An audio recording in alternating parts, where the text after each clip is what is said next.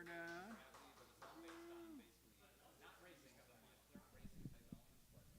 More me, less audience.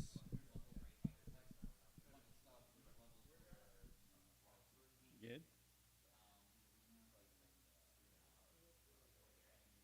There it is. All right, welcome everybody. Uh, who has never been? Wait, we'll get to that slide later. You are at IGDA Twin Cities MN VR and HCI meeting. There it is. This is the order of stuff tonight, and starting pretty promptly, so that's cool. Here's the slide. Who's never been here before?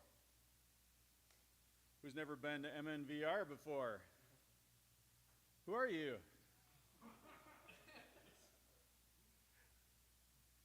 That is Matt Heinzen, who a few people in the room will remember from such presentations as 2008, Big John Games, up through, it's neat that we have this history page.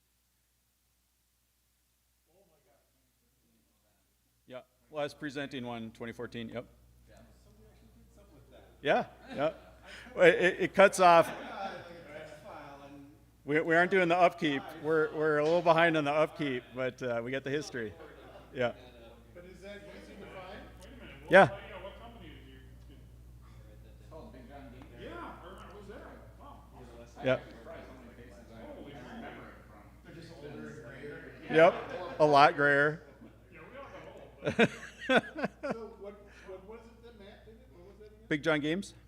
What year was it? 2008 through 2014 for presenting. 2008. We were still at the Globe College. I met him for the first time at a Big John Games. So we did some games that were on DS, 3DS. Oh, those are later. The first one I came to was a giant fish. Yeah, we did a fishing game. I actually worked on 4 fishing games. Well, this one was, we called it Big Ass Bass. It was the fish chased you around and stuff. It was this giant monster. Oh, we actually never finished that game. That No. was kind of a. That was whatever, Flurry Studios. That was it might have been our Yes. first paying gig. Was Okay. making models for that. Yeah. But the talk for it is where I met Lemke and that little guy. That Andy guy. The bald guy that you work with, Andy. What'd you call him? The bald guy. He's balder than I am now. I think the first one was that fighter game, World War II. Spitfire. So what year would it be? You guys know this? Okay, so all right. So welcome back. Put you on the spot. All right. Board is all volunteer. There's the board. There's them people. And the volunteers are also all volunteer. There's us. If you're interested in helping out, you got just an idea, get in touch. It's way more accessible than you might guess, or exactly as accessible as you might guess. We've settled on doing almost everything on Wednesday nights. We've taken up the full calendar now. So there's only a couple of those a year. But we've got a new event. Hey, it's Jam Night. What's Jam Night? Jam night, the one rule of jam night is you gotta bring something to work on, and then you come and you work on it, but you mostly just talk to other people about what they're working on or Get feedback. stuff. Yeah. Yeah, we have art people there, we have a lot of code people there, of course. We had one music person there once, so, yeah. This'll be Chase our them away. third time Almost for with the the live. jam word a bit better. It does, it does.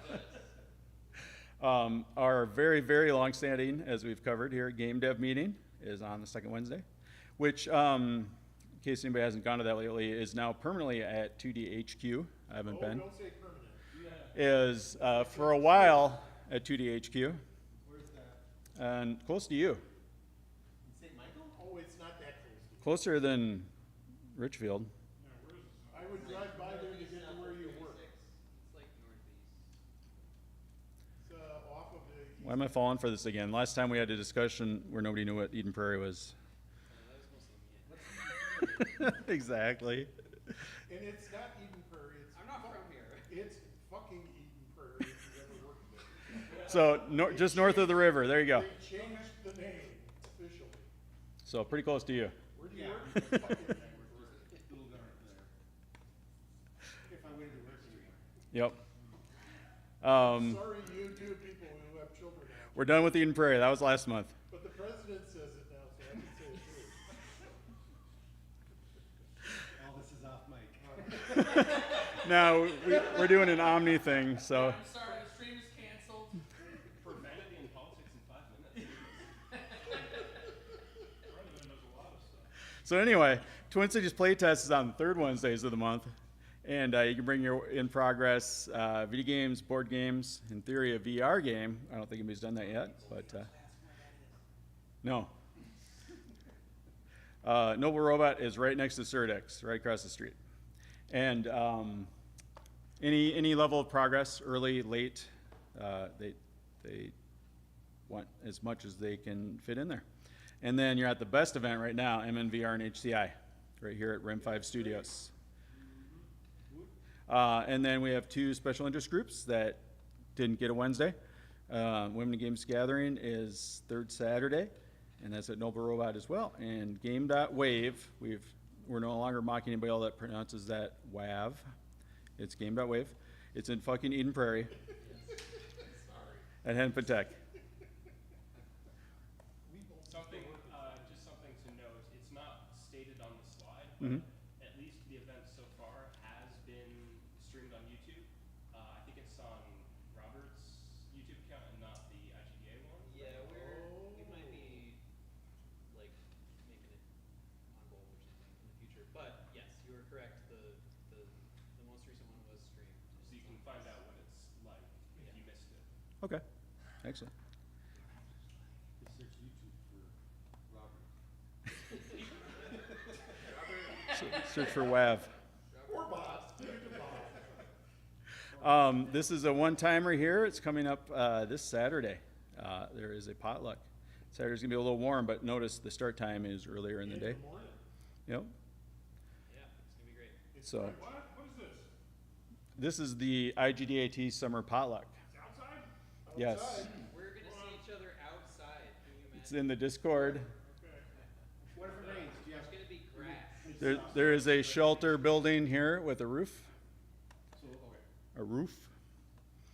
And children are welcome and encouraged. Where's Fernville Park? It is westish, West Minneapolis. It's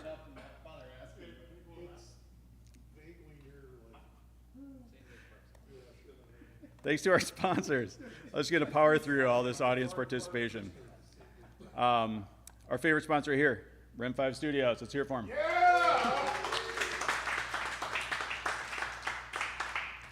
And Amir's going to be talking shortly, so queue up your questions. And Noble Robot sponsors lots and lots of things. 2Day HQ, new sponsor. Hennepin Tech, HTC, is also a manufacturer of VR headsets to you and me, not apparently to them. Hennepin Tech College, I think is the C, which you know from the CH there. It doesn't say Pinch, it says Hennepin Tech. I don't know. we still haven't figured out what 2DHQ does, but They run 2D Con. it's a really nice space. Yes. We know they run the convention known as 2DCon. Oh, okay. What do they need in a giant space? We're never gonna get to the slides. Why is 2D I'll Nice. have the answer to that. But Nice Games Alliance go away. is I'll tell you all about it. this is a bar conversation. Is a 501c nonprofit that sponsors several IGDA TC events. So if you want to donate some money, get a tax break, or more importantly, if a business wants to donate some money for a tax break, that's the one. Do it right there. All right, and they're doing some projects that are getting off the ground. A return of the Indie Arcade Cabinet, and looking for things to sponsorship events, but also looking at stipends for volunteers, and I think it's probably premature to say, but potentially people doing specific things, projects and trips and things. So I didn't say it. And then looking towards workshops and bringing in speakers and helping out with grant writing. So any of that stuff interests you, get in touch with them. Community plugs. Nobody signed up officially, but nobody uses Eventbrite anymore. Anybody want to plug something to the group? Going. Plug. So Deanna, who is an amazing 3D artist, is looking for new contracts or full-time work. So if you're looking for 3D artists, hit her up. I mean, I'm a little biased because I'm married to her, but her portfolio speaks for herself. She's an awesome artist. And the Discord is the best way to do that? Yeah. Okay. Another plug, I'm not affiliated with them, but in about a week and a half, the Summer Games Done Quick speedrunning marathon is starting. It's held in Minneapolis, so Google that. available for your stream viewing pleasure 24/7 that whole week. And then new this year, there's an artist's alley, and I know that at least Dice Tower, Josh Anthony is going to be showing his game at their in-person artist alley thing. So, Cool. anyways, if you want to go, too bad the tickets sold out like a month ago. Indeed.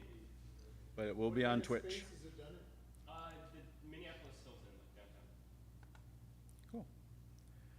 All right, and I think that's it. Oh, we have a recurring Jam and Jam. Is a 48-hour acid jam, so not a game, but whatever. 2D, 3D sound. I guess even probably a little utility if you're doing code assets. And that's coming up here the first weekend of each month, and that's coordinated on our Discord. And then Nice Games Club is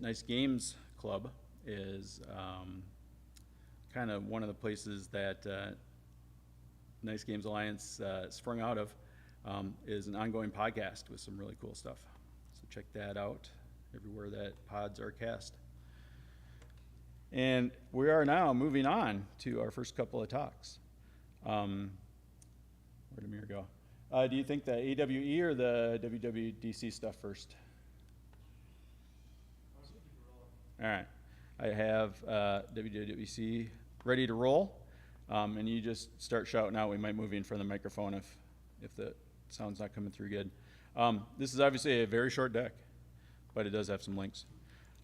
So nobody here went to WWDC, but Amir has used the VisionOS 26 beta, and I guess I'm getting ahead of myself. So WWDC, Worldwide Developer Conference for Apple, is where the Vision Pro debuted. And in terms of spatial computing stuff, basically it was all updates to Vision Pro this year. And then everything was oops, all AI for almost the entire conference, which is fine because that's what apparently shareholders and press want them to do. But there was actually plenty of stuff done for VisionOS. This is just kind of an overview. A lot of it was just a lot of quality of life improvements. And I, having not used it, am just going to poke at a couple of the major features. And you just interrupt me anytime you want.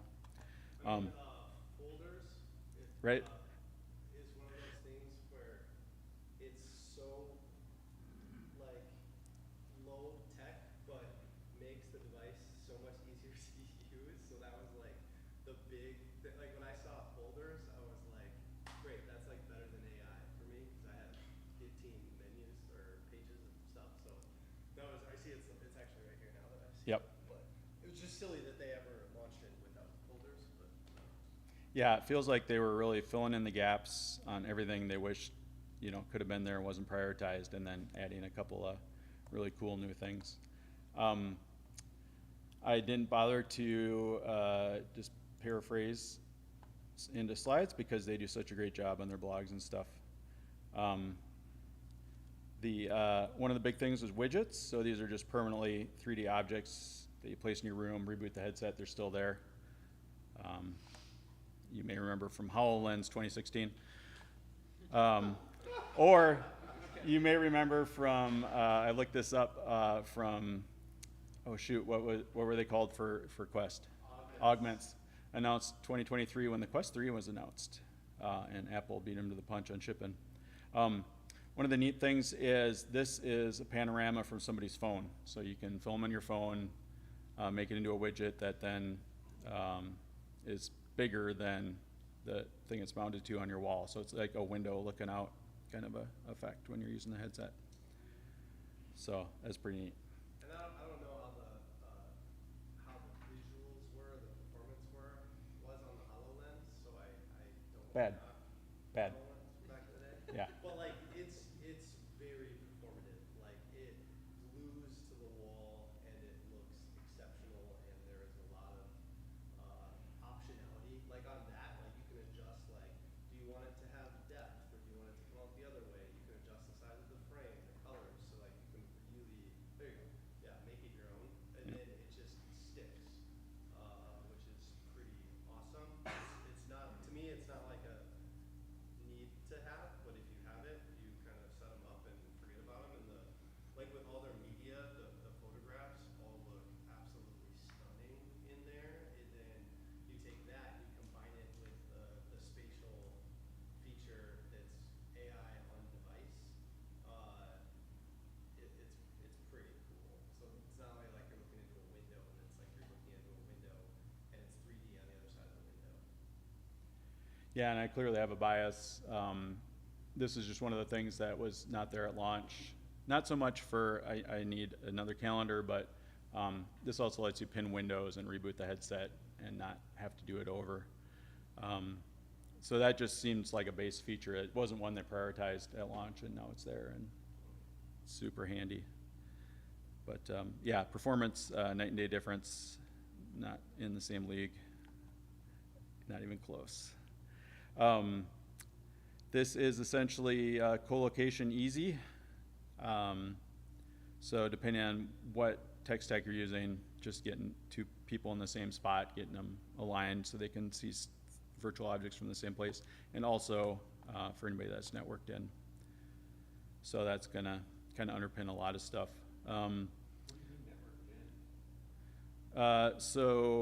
It does co-location for local and remote people, and then you can show their avatars or their personas. Oh, gotcha. So Relative. that guy's there, but he's just a floaty head with the Yeah, but if I pick up and show the floaty head guy something, it's actually in front of him in his view. Yep. So Does it via Bluetooth, I think, right? Like yeah, some locally, discovery. right? So you're literally, it's like the equivalent of how you would do an airdrop or whatever. Like that's how you're connecting to the other device, which is pretty wild. And Super convenient. it's baked in at the OS level, so like this already works in the photo gallery app on the headset that people can. Correct. But you'd be looking at the same digital content. But then the person, so in this case, we're in a physical space, the two people are in a physical space, but the person who's networked in, what do they actually see? Because they get there's no camera where they are in the space, so. Yep. So they would see the other two people as personas. And then whatever virtual content they would see, they wouldn't see that car, is I think what you're getting at. Yep. If the car is real. Yeah. Yeah. So not the best example to the observant. This is a real car. Because it is. So that floaty head is his. Actually, you know, I don't think it is, because look at this reflection. It's jaggy. I think Scott, original Scott nailed it. Look at this jaggy right here. This is not a real car. Maybe the whole thing's fake. Maybe Yeah. this entire thing is Is his hand ginormous? What even are hands? This is literally what I'm doing at work right now in live. Yeah. Yeah, so now it's an OS level feature. Only we could get Apple. And this is the one that really impressed just the generational leap. And let's see if I can make this bigger. One of these buttons will do that, right? No. Enhance? What's enhance do? Nothing. Let's try this. So what do we call these? These are personas. Personas. Yeah. If we get it to start over. So that's a 3D scan of her face. Yeah, so this is, you point the headset at yourself and move it around a little bit, and it makes a nice model of you and conforms it to what it knows about faces. Better than they were in real life. So this was version 2 persona, which is a lot better than version 1, and here comes, I guess we're gonna call it version 26, because that's the new name. That's the same person. Yep. Yeah, so obviously the geometry, the silhouettes, the texturing is way, way better. you still get a little bit of that pasted on face effect going on for certain people in certain angles, but You still make it the same way by pointing the headset. Yep. Okay. yeah. So I have some more examples. We'll come back to them. This is obviously the cherry picked best example in the universe, but they're impressive too, the other ones. I'll just leave this big. They already had a way to add spatial depth to photos. Now they have a better way. They had already used the name, so they had to call this one spatial scenes. You don't see it from this angle. It's showing you how cool the tech is. It's pretty cool. That's a 2D photo as input, not a stereo photo. So Would it even take it on an iPhone with the depth? it'll do this to images on the web. So it's a single photo. Yep. So it's AI. It's AI based, yeah. And it runs on device. It runs fairly quickly, people say. You can apply it, like you can literally just open your photo album and open up picture, and then just there's a little box you check, and then boom, it just converts it in real time. How much can you actually ship? Not a ton. What happens after? It just starts to look broken like any other. So here's it happening in a browser. Kind of a neat effect. You can see like basically the difference is instead of just kind of a left-right stereo shift, they got parallax, so they can do this cool scrolly effect from up and down angles, which you only need in a browser really, but it's pretty neat. You can parallax the ceilings like that on 2D photos. And just better OS level support for 360 and 180 video. Which is actually a big deal for, like, we do a lot in immersive video, and it was a pain in the butt when we launched Polio's Last Mile, like, a couple months ago. We used, like, an open source 360 video player, and it was hacky, and that's what all of the apps that weren't made by Apple were using, this open source player. So that was very nice of them, and very late to, Yeah, seems like a launch feature. yeah. And who remembers the Vision Pro launch when they said we don't need any clunky hand controllers? Anybody remember that? Those stinking controllers. Yeah, clunky hand controllers. There they are, clunky hand controllers. They are the PSVR 2 controllers. They're going to be sold. They haven't been super clear about that because they are using LED tracking, so they would need to know the geometry of the device to do it, and a few other things. But people are real impressed that already have a PSVR 2 and don't use it and want to use the controllers on Apple. There wasn't a ton here other than there's some security things that people wanted and they added them. And then, hey, there's a stylus. It's from Logitech. And Logitech has been selling this for a year for the Quest. So it's not as fat and horrible as it looks. If you want to get a sense of the weight of this, it's actually pretty terrific. Coming soon, price unknown. That one's about 130 or less on Amazon, depending on the week and month. But the tracking is perfect. It's really impressive. It's even an awful nice tracker when you're not using it as a stylus. But What's the technology for tracking? just blinking LEDs, infrared. So, and then the name change to Muse, Logitech Muse, from Logitech MX Inc. was a bad name that we got for Quest. Got some AI, hooray. Look to scroll. I predict, how do you feel about look to scroll? I like it. Yeah. I predict some backpedaling there. People are not used to that. Power users might get into it, but everybody will just freak out and like, make it stop moving. I can't, it's doing the thing. Like you look at the bottom and it's Yeah. scrolling down? Yep. That sounds terrible. Yep. What you're looking at scrolls away from your Yep. And then once you follow it up, then it stops moving. But it's also one of those things where I have to like catch myself and pause because like eye tracking was super weird for me out of the gates, and then like I have a 6 and 8 year old, and it's really eye opening when you try any of this UI with them where they don't have this. It's not like baked in their DNA how they've done things for 30 years. Yeah. And I haven't tried this one with my kids, but there's a 50-50 chance that they don't even notice that as a weird thing. Yeah.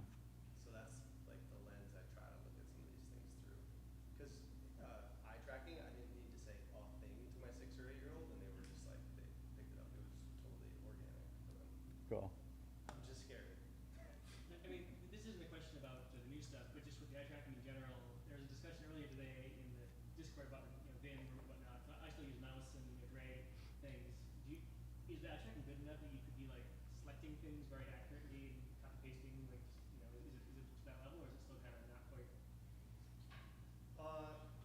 So I think it's probably, every person probably has a different experience with it because it has to be sitting on your head perfectly to be perfect.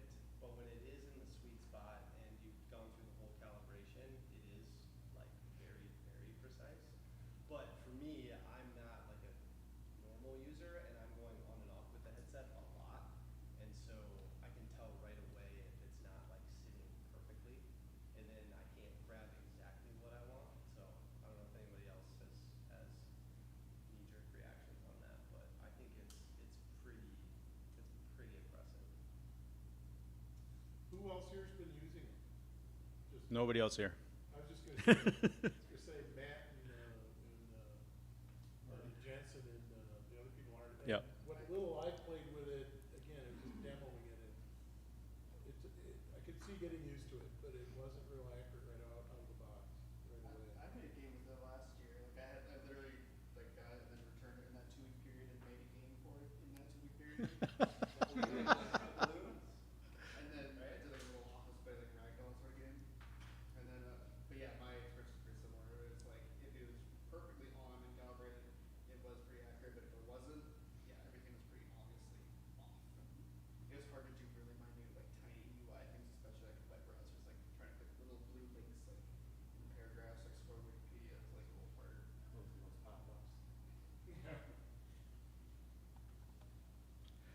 And then just a bunch of quality of life stuff, a real guest user, moving your user information around with your phone between headsets, relaying calls from an iPhone so you don't have to take the headset off, which I've heard isn't quite baked yet because there's an audio startup delay after you answer the call where people are wondering why you're not talking. And folders. The unlocking the iPhone piece though is actually like really nice, and sharing the device. They launched a really empty, not value add app maybe like 3 months ago or something like that. But then they've been slowly adding new features in that to now if like you put on the headset, my phone gets pinged because it knows my eyes. Oh. It says like, hey, do you want to give access to this guest user?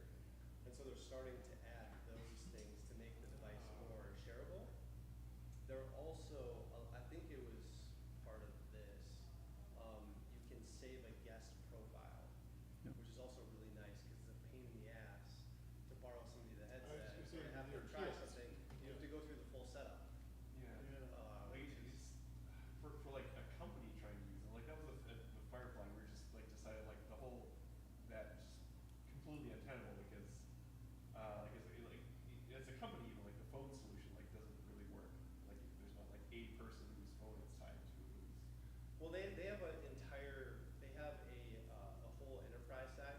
So like I have a couple of the headsets that aren't consumer headsets, and they're on a separate, like, like if you're buying iPads for school or whatever, like they're not tied to a phone, right? So they already have that whole back end built out.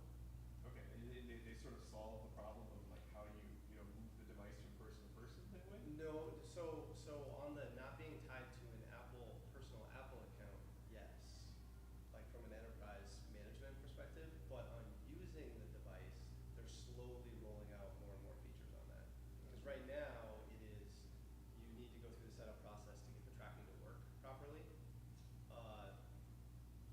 And there are creative ways to design around that, like build something where people need to reach out and touch things, and you aren't reliant upon eye tracking. You can get away with that a little bit, but that's not easy to do necessarily. But now that you can store a profile, so like let's say we were working on a project together, we had one headset, we can save both of our eyes on there, and so you put it on, it recognizes you, and boom, you're off and running. That didn't exist a month ago. Sure. So, Okay. Profile includes calibration data, yeah. And there was a call out, I didn't watch the video to get the details, but there's a call out specifically for enterprise with a fleet of devices and moving a user between devices without redoing the setup every time. But this, I mean, at the end of the day, this device wasn't meant to be like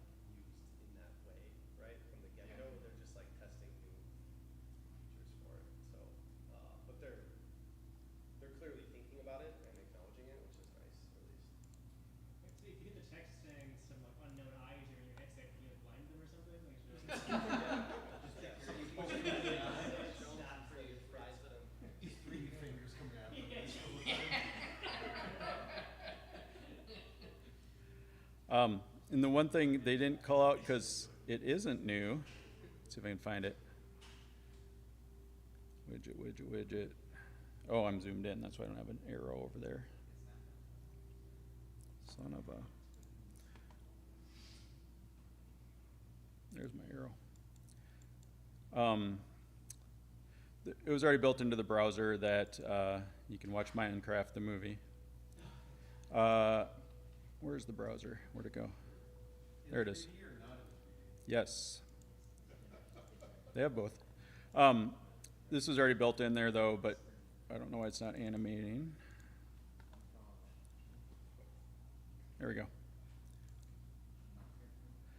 You could already grab GLB models out of your browser and place them in your 3D environment. It's a terrible example, but furniture is the obvious example. That's already been in there. It's already been a thing on iPhone and Android for a while too. What kind of models did you call them? GLB, they're GLTFs zipped with their textures. Neat thing is they're probably taking some like way to do the lighting from some like Yep, world map or something you've got. yep, they are. And it looks That looks nice. Yeah. You can see a different lighting. for a GLB without a lot of like finishing touches on it, like it looks good. I'm trying to think if there's anything else. There's the pens, the controllers. Yeah, that's fine. Let's keep moving. No. But you will be able to at the Apple Store. But are they actually, you said they're PSVR controllers? Yes. Can I go out and buy some or? No. But soon at the Apple Store. PSVR controllers are for what device? PSVR 2. What if you, my friend who has an Apple Vision Pro has a PSVR 2? 2. Yep, Oh, you can just use them. 2, okay. Yep, so PSVR 1 had the weird lollipop things that were carted over from the. Oh, okay. Maybe he did have a one. Yeah, these are fancy and expensive and have impressive haptics and are neat looking. I was gonna say, so relatively new, okay. Yeah, Does the active resistance on the triggers work with Apple? don't know. Somebody does though. So here's some other examples that people just scanning at the Apple event. I don't know what she normally looks like. To me, her face looks a little pasted on. My eyelashes, my eyebrows. But So cool. you can see the mouth tracking's working incredibly well. Even a little bit of stuff happening in the cheeks. Oh my Nothing goodness, at all in the this is forehead. huge. There's no sensors This is there. so fun. So I'm testing out the new Vision OS 26. Well, yeah, there's a lot of good ways to break it. And then people are impressed that an Apple executive bothered. Oh my goodness is right. Your persona. He's in marketing. But you know, getting the glasses on there, that's a big deal. That's done after the fact. He's not rotating his head as much as she was. Yeah, he knows better. Could be. And Bradley, our favorite guy that breaks stuff. Hi, I'm Brad. So you might know what he I'm- looks like this is in my real life. virtual, Vision OS 26 version. And wow, I do think it's quite improved. I couldn't find my cat ears though. But anyway, yeah, also another cool thing, I don't know if this is new, but I didn't notice it before. When you move your camera around, you have like the environment set as your background. Now it like kind of works like a real selfie camera and will actually move the camera with it, which is wacky. Yeah. He sort of has a beard, Yeah. kind of. Yeah, it's a little bit pasted on. I haven't seen any large beard examples. I'm Brad. A little bit, but oh man, it's better than. And whoever Quinn is here went to bat for us. Play. Okay, so this is a demonstration of the new Apple personas in Vision OS 26. The mouth is still a little bit of a struggle, but as you can see, the rest of my facial structure is honestly really, really good. I can make eye movements, I can move them around, I can squint, I can wink, I can do stuff. Yeah, the mouth's pretty good. Even when I pull my chin in, that even works. It's my double chins. all realistically. Pretty crazy. But more interestingly, when you would turn to the side previously, it was all just a blur, and now you have like basically a perfect recreation of the side of your head. Even on the top of your head, on the bottom of your neck, it really is pretty good. Hand movements are still, you know, I mean, they're there, but they seem like fake hands. These do not look like my hands. So, you know, these are still disembodied. It matches the flesh color. Because they're not very realistic. That's about it. But yeah. It's kind of their I mean, go-to. Yeah, these are just stills. I mean, it's pretty wildly impressive. Yeah. Oh, it's so much better. I know there's not everyone's a fan of Apple in the room, but it's just like, I mean, shit. And that's like, it's not uncanny. Like they passed that threshold where it's like, damn. Like we can pick it apart all day and can it do a beard or whatever, but it's like, it's pretty wild that we're there. If you have trench hair in my beard, all of a sudden you wouldn't do that. I used to 3D scan people and, oh, this one doesn't work. This person. Is there any hardware in the headset that enables this that like the phone wouldn't have? Some people use like people use the phones to track their face pretty well. Like for the scan or for the tracking? No, I guess for the scan. For the scan, I would think that it's just the, I mean, it's, you would know more about the tech than I do. Yeah, you It's just all point the front. front-facing, sensors on the front of the headset, that's it. You don't Yeah. use your phone at all in the process. I just wondering, like if phones have the LiDAR and all that stuff, I'm wondering like just the headset required, like whatever tech they have, is it requiring some kind of hardware the headset has as a phone doesn't? Oh, why doesn't this exist on phones? Yeah, I don't know. I think it's needed on the headset because your face is blocked. You can't do video calls and stuff. Is it easy to rescan yourself? Yeah, it takes how long? 2 minutes. Yeah. Can you export that scan somewhere else? No. And your app can't even access what it's displaying when you got a persona in it. Come early next Wednesday, bring your Facebook. And we already talked about widgets a bunch, just a couple quick examples. Because it's rendered by the OS, you get all occlusion, which sometimes is good and sometimes is not good. Skinny things are always hard for LiDAR. But still, that's pretty acceptable. Yeah, yep, it's better than Quest. Wait, so did you say it has front-facing LiDAR for the? Yeah. Oh, okay. Which else does that know? Like if you have LiDAR on the Quest, if like your battery in like 20 minutes? So Quest doesn't have LiDAR exactly, it's got pattern light, like a Connect One. So really the purpose of it is just, hey, the wall's all white, not brick, it's white, so you throw some dots on it. The other cool thing I want to try to break is that at least it let me put multiple of the same widgets up. So I just over by my desk, I was just covering the wall, and then I had to jump to something else. But I just want to keep see how many you can do. Yeah. Bradley has you covered, here he is. Oh, okay.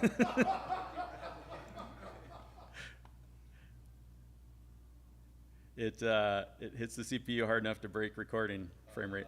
But remember, Vision Pro has two onboard chips.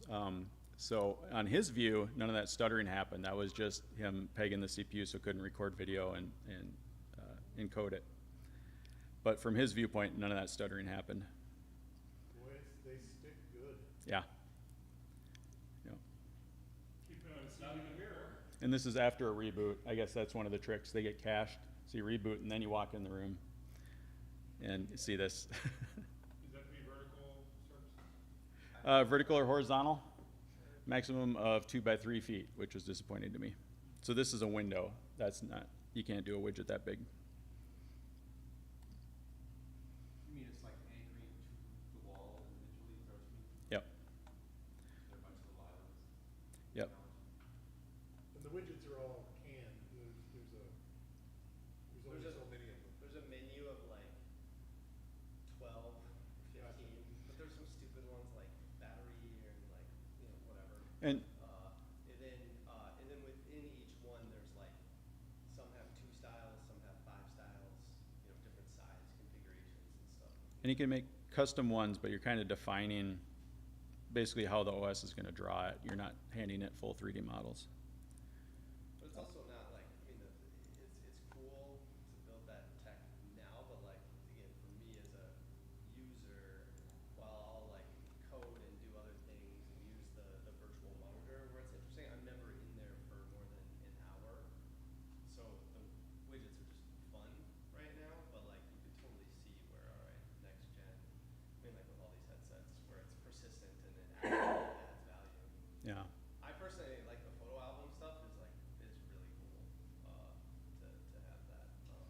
The other kind of advantage is it unlocks a part of the brain that we just waste all day sitting in front of a single monitor.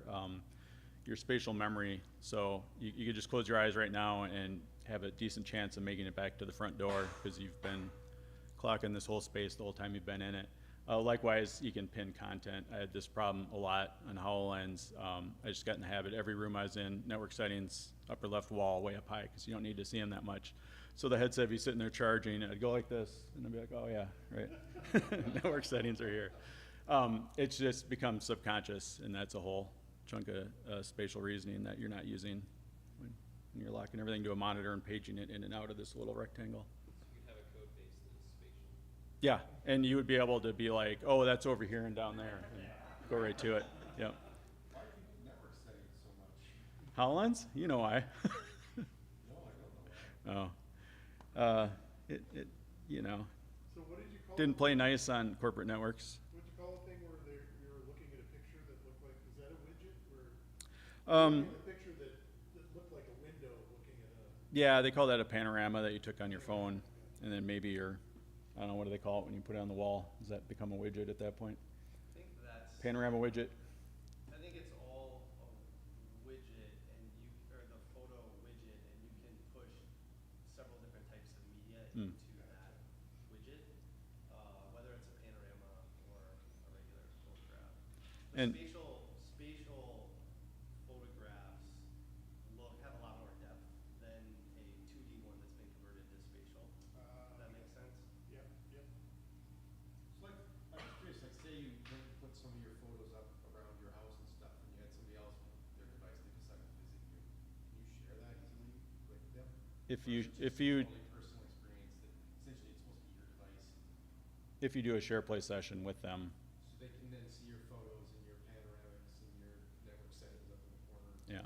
So when you do the share thing, they're in your space. you're kind of sharing the Photos app with them. Okay. It's like networking it together, and that renders on both. Widgets set in your room that Yeah, I don't know about the widgets. Well, I would have to try that. I don't know. Yeah. But the share, it's weird because in the widgets menu, there is that social setting, something on the bottom. I noticed it, but I never To share it. did anything with it. So you must be able to share widgets. So that example where they're taking the wheel off the car. There's two in your house that can The both. two people who were doing it, they were one of them was in the other person's space, or how does it? They're running that was the Dassault app. They were both running it. They were both in They're some networked. third space. Yeah, and they're using the share play libraries to do the co-location and camera angles. So last thing I had was 90 hertz hand tracking, which for those keeping score, Quest is 30 hertz. You can put it in 60 hertz mode with a pretty good performance hit on your CPU. And this is now true 90 hertz because a year ago they announced 90 hertz, which was interpolated up from 30 hertz.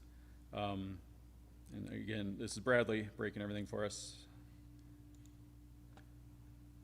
The comment on this is, no, this isn't a sped up video. Yeah. But you can see right off the bat the compositor is like a frame behind the thing that's showing his real world in his hands instead of. Is that what he actually sees, or is that what's recorded? Both. Yeah. So we're doing stuff with 5XR Elites and Vision Focus Pros, and the recordings are, things are just floating weird. Yeah. But it's not that way at all when you're watching it. And this is just a latency thing. I think this is one of those things they'll iron out maybe before the beta's over. So this doesn't release to consumers until the fall. Sir, are you okay? But So he sees that same, you see that same shadowing in the headset. yeah, and that's the cutout of his virtual lake. That's the cutout to show his real hands, and it's just not keeping up. Yeah. Two things though on that is like, well, one is you're never like flailing around like that. Yeah. I mean, maybe you are. And then the other thing too is that like when I record to share a video, I always lift my hand a full foot or two higher than I usually would, so it's in the view. So realistically, as a user, Yeah. you're down here doing stuff, so your eyes, you're not even like looking at it unless you're looking for it, kind of thing. Yeah. But there is, even if you're in a video and you're, like moving around, like you do notice the little halo around your hand. Not to that extent. Acceptable. I mean, we're doing it, we don't get any of that, we just drop fake hands where your hands Yep. are. Yeah. Because, so if you go on top of a video, you don't see your hand anymore, you see a fake hand. Gotcha. 'Cause we don't have that option with the, it's not fast enough, it's not coming up. And it's behind, and also not So exactly. Lemke, this was the thing they called out, team device sharing. I didn't look at the details. What? Is the light in the room okay? No. Darkness? One of the best party trick ever is the night vision. You can turn off the lights and walk around your house and pitch black. And it'll drop mesh. Well, you have to go into whatever you have to set up so it'll drop mesh. So is 26 released? To beta, yep. That sounds like some lawnmower man shit. They just released the second, whatever, beta 2. I don't know what they changed though. Any other features that we missed? No, it was probably just like fixes or something. So everybody can use the beta, it's not just for developers? Yep. Can you develop widgets or is that? Yep. Custom widgets, yeah. You have to have an app deployed on the device. Yeah, the only other couple things that I was playing with is there was just a lot of other like basic stuff that wasn't out that they've now added where like something like I've been doing a lot of like data visualization stuff that's been kind of a pain in the butt, and they just kind of quietly added all 3D versions to all of their charting systems in Swift UI, which is just one of those like awesome. It just made things a lot easier in terms of doing charts in 3D. And then the other piece is just to totally beat it to death on the AI side, like the on-device AI and giving access to everybody for free is like a pretty profound thing that I don't think a lot of people are recognizing is the wrong word, but like if they're just getting shit on for losing the AI battle and falling behind and yada yada yada, but I think this on-device, on-silicon, fully integrated hardware with AI is a pretty different strategy than a lot of the other folks are taking, and it's going to take a while to figure out who's right and who's going to win. But it just feels awkward that they're actually, like, Apple is doing so many game-changing things, but also when their, like, COO is shit on by a reporter on live TV, he just kind of, like, takes it and doesn't fight back. So I don't know, like, what's going on. I'm kind of confused by the whole thing. So. I mean, is it like the AI to be able to do like the photo stuff, or like actually like the language stuff? Like what's No, yeah, like I have an app on my phone that I was able to make a chatbot with 3 lines of code that's running on device with Apple Intelligence. Or they don't even call it Apple Intelligence, it's called like Apple Framework something, something, something. And it's completely free. Is it the latency that makes it better than? Because I guess my assumption is it's going to be way worse than like a giant. The big models require so much compute that there must be some reason they need that. That like is the Apple one convenient because it's local but much worse? Local and privacy. Okay. Privacy is probably the big one. And free. Because now you're literally not, yeah. So we were talking about this before. Like I think that it's dumb right now. Like just to connect it to the internet or anything else, like you have to connect it through APIs. Like it's literally sits there by itself. But it's like at some point, if it can be whatever 60% or 70% the intelligence of a Gemini API or a ChatGPT API, and you're an Apple developer, right? Like. It's a decent moat they have, and so we'll see where it goes, and if they start charging for it or how that works. But I think the privacy thing is super interesting. Well, we'll see. Yep. Yeah, the other 2 big players are selling ads. And are happy to have a camera on your face that you ask questions to several times an hour. And then just the scaling of it, all the networked AI stuff is heavily subsidized right now. We are not paying the actual price of that compute.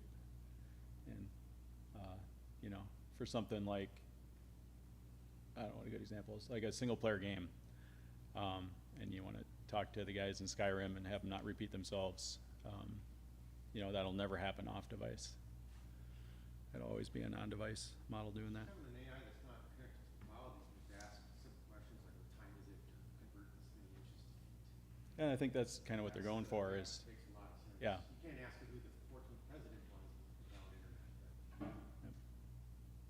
or you could ask, probably should know. Let me see. It's a good question.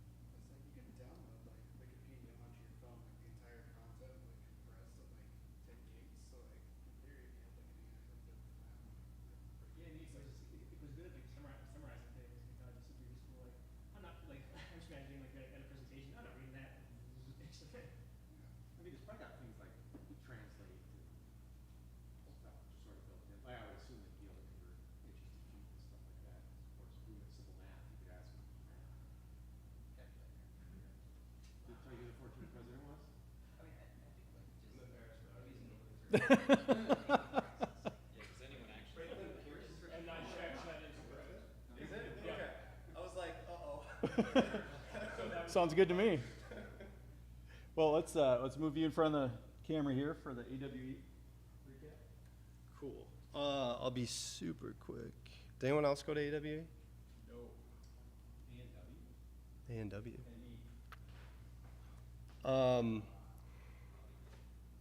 Yeah, so real quick on so I was a couple caveats. I was only there for like 40 hours maybe, and I was in a lot of other meetings and stuff too, but tried to go to a lot of the keynotes and stuff. And this was the opening keynote.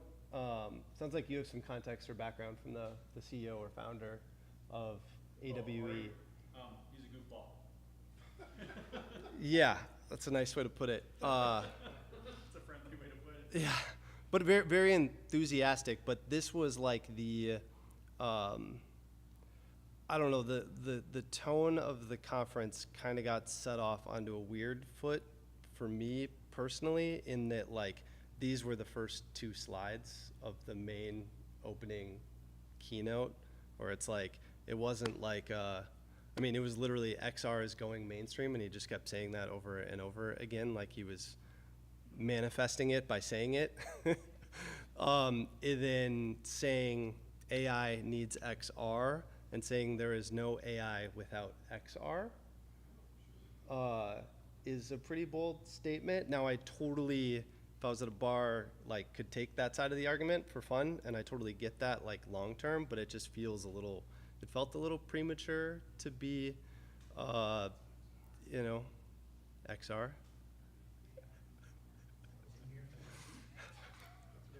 Screens on your face. Was the conference supposed to be about AI or about XR? So it is the, is it Augmented World Expo is what AWE stands for. So all things immersive or spatial computing, right? So historically it's been mostly VR, probably last couple years, a lot of AR, and then AI everything this year. And so that felt like just a little off to me, where I'm kind of at the point now with AI where I'm just like, let's just assume it's integrated in a smart way, and let's keep focusing on the actual value that we're providing with the technology. But it's so this was just a little over the top for me. But I totally think there's some validation there, and it's coming.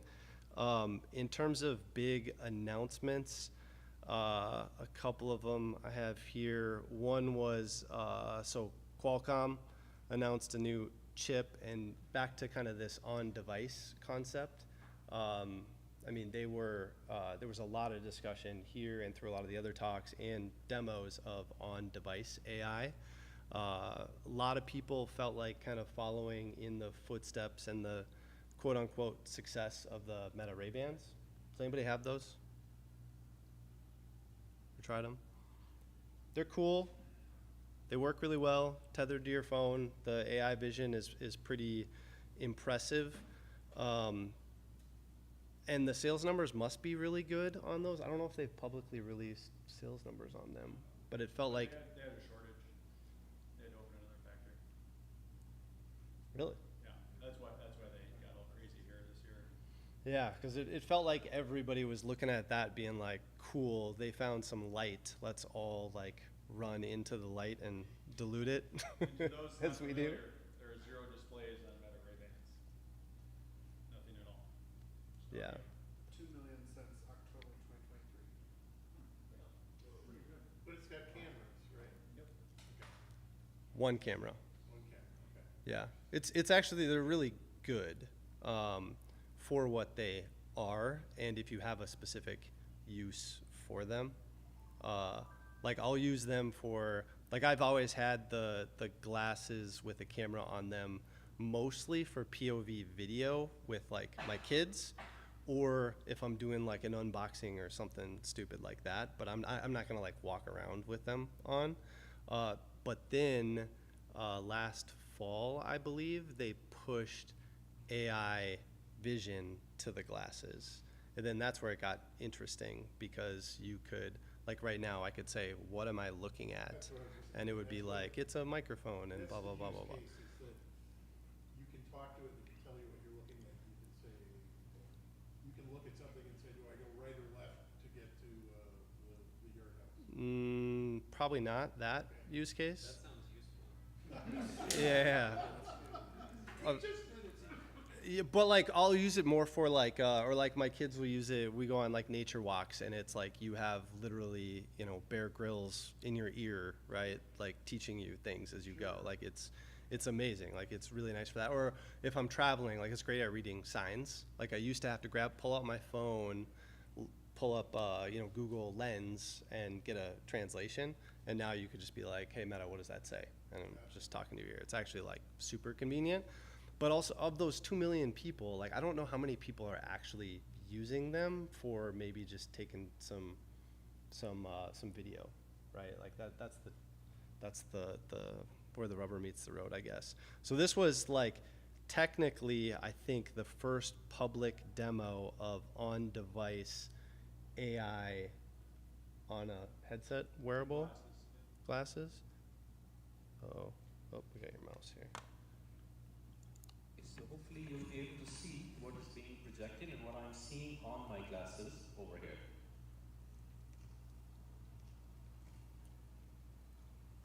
Ask your question after the chime. What is Newton's third law of motion?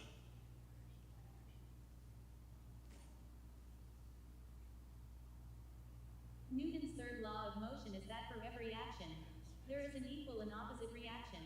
Is there anything else I can help with? What are the ingredients of fettuccine alfredo?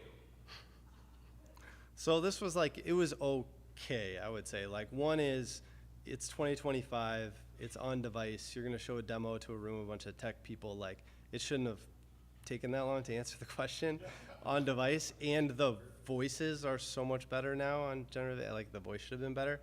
But on device, cool. There was a lot of discussion around how these glasses, as you move through life, are going to be switching between models and switching between where they're being powered, essentially. So if you're off in the woods, you're all local.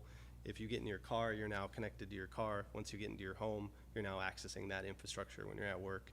So that was kind of a cool, you know, long time coming concept, I guess, of edge computing, maybe? What's the Part of technical word what's for it? impressive that's not obvious is to run this on glasses as opposed to VR headsets. You're probably fitting this in about a 2-watt power envelope, or that guy's going to have a burn on the side of his head pretty soon. I thought you said it was like the AI stuff running it. No. That was Meta's. Sorry, that was the Meta Ray-Bans. Oh. They came out, whatever, fall of 2023. This was the first demo of a on-device, fully local, not tethered to anything, running off of the Qualcomm chip. It's pretty crazy. Yeah. So that was cool. Snap kind of came in, bringing the heat. They were absolutely everywhere at AWE this year. Have any of you guys played around with Lens Studio over the years? You have a little bit.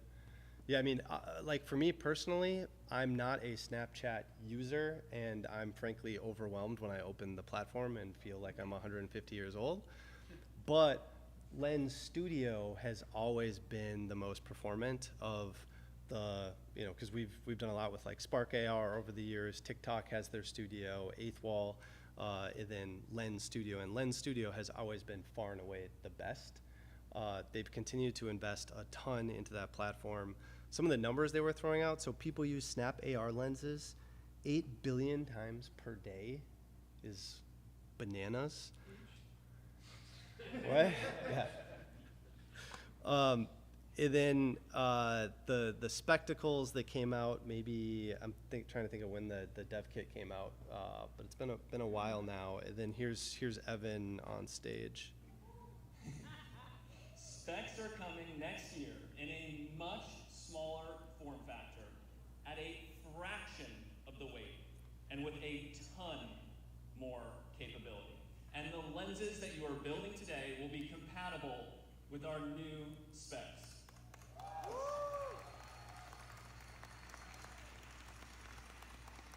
So that was a pretty big announcement from them, and I personally wasn't expecting that, but given what they've already built and what they've been building, I would say that my expectations are pretty high for those glasses of being like true AR and AI glasses. A lot of the demos they have right now, and they've built a lot of the AI infrastructure into Lens Studio, so it is very seamless for developers to add it.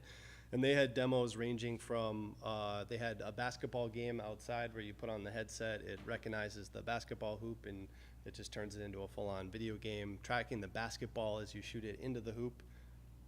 What's a lens? I'm actually totally unfamiliar with any Snap. Sorry, it's a filter platform, right? So if you've been in like, have you used a filter on social media? Yeah, so that's Lens Studio is the engine in which you would go and create one of those lenses. But if you think about a filter, it's essentially the same engine that's driving a world-based AR experience as well. You could walk around and see everybody barfing rainbows. Yes. Yes.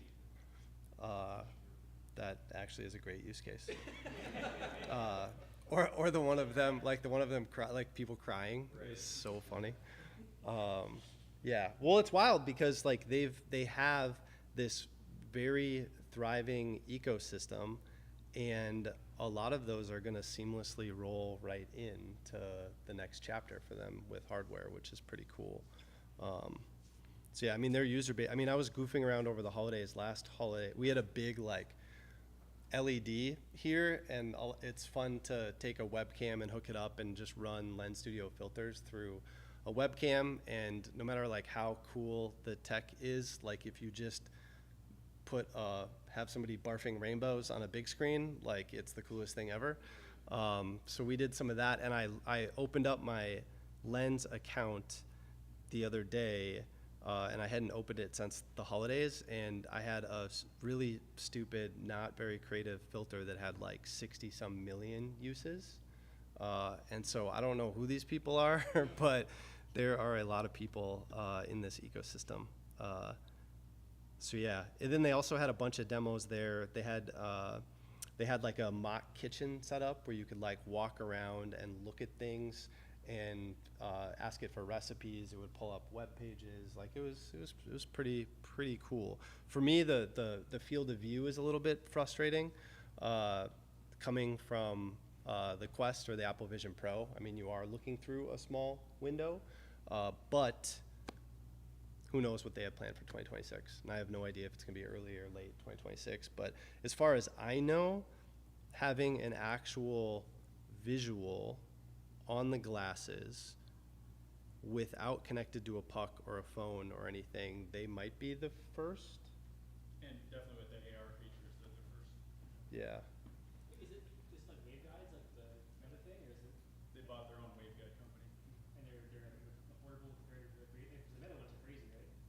So They don't know yet on the ones that we were talking about earlier. Those are like $300, but they don't have a visual. You're talking about Orion? Yeah. Yeah, I have no idea if they. Orion, they pegged to something like $50,000. They're never going to make that product. And so that's interesting. They got so much press from doing that.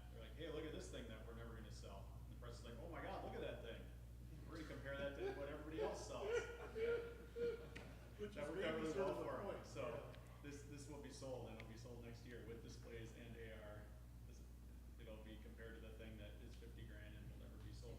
Seems kind of like what HoloLens wishes it was. Well, yeah, but also that was sold. Yeah. Like the Surface table that we. Yeah. Wasn't the last dev version of the Spectacles like $100 a month for like a Yep, that's the current. 12-month contract? That's the current dev, yeah. Okay. You can't buy it, you can rent it. Although if we don't tell anybody, but if you ask really nicely, they'll maybe give it for less than that. I have a pair now. Yeah, I'll try to bring them. I'll bring them next time because it's pretty. They're pretty. I was impressed by their performance. I wanted to hate them because they look really stupid, but they actually work really well. I was showing these guys earlier. Like I put my. I feel like my kids are like my lab rats basically. But like sunny day, backyard, 6-year-old, like not made for this device. I put like one of my hats on him backwards just so like the glasses would stay on his head. In the backyard, no setup, on grass, put him in a soccer game and full world tracking, soccer ball tracking, and kicking the ball through rings and scoring points, moving up levels, and he's all real ball fake rings. Multiple devices too, because he was wearing something and you were recording it at something else. Yeah, but the I was recording it on my phone, but that wasn't required for the experience. That was just spectator You're view. able to see what he sees. Totally. Yeah. That's the sort of Which stuff is its own impressive thing. Yes. No, that is a very impressive thing. Yes. And it looks good. Like that video looks like something, at least if that didn't exist, I would have had to spend hours doctoring something up and faking the positioning of it, and like it's pretty impressive. The other thing with Snap, actually back to your request earlier, so Niantic has spent a lot of time on mapping the real world for AR. Their VPS, I think they call it, virtual positioning system. Like an eighth wall that we've used in the past, you can go and like, we could scan this building. We have to do it. They have a pretty high threshold, but we do it like 20 times, and then we put it on their network, and then now you can access that mesh while you're in AR via GPS.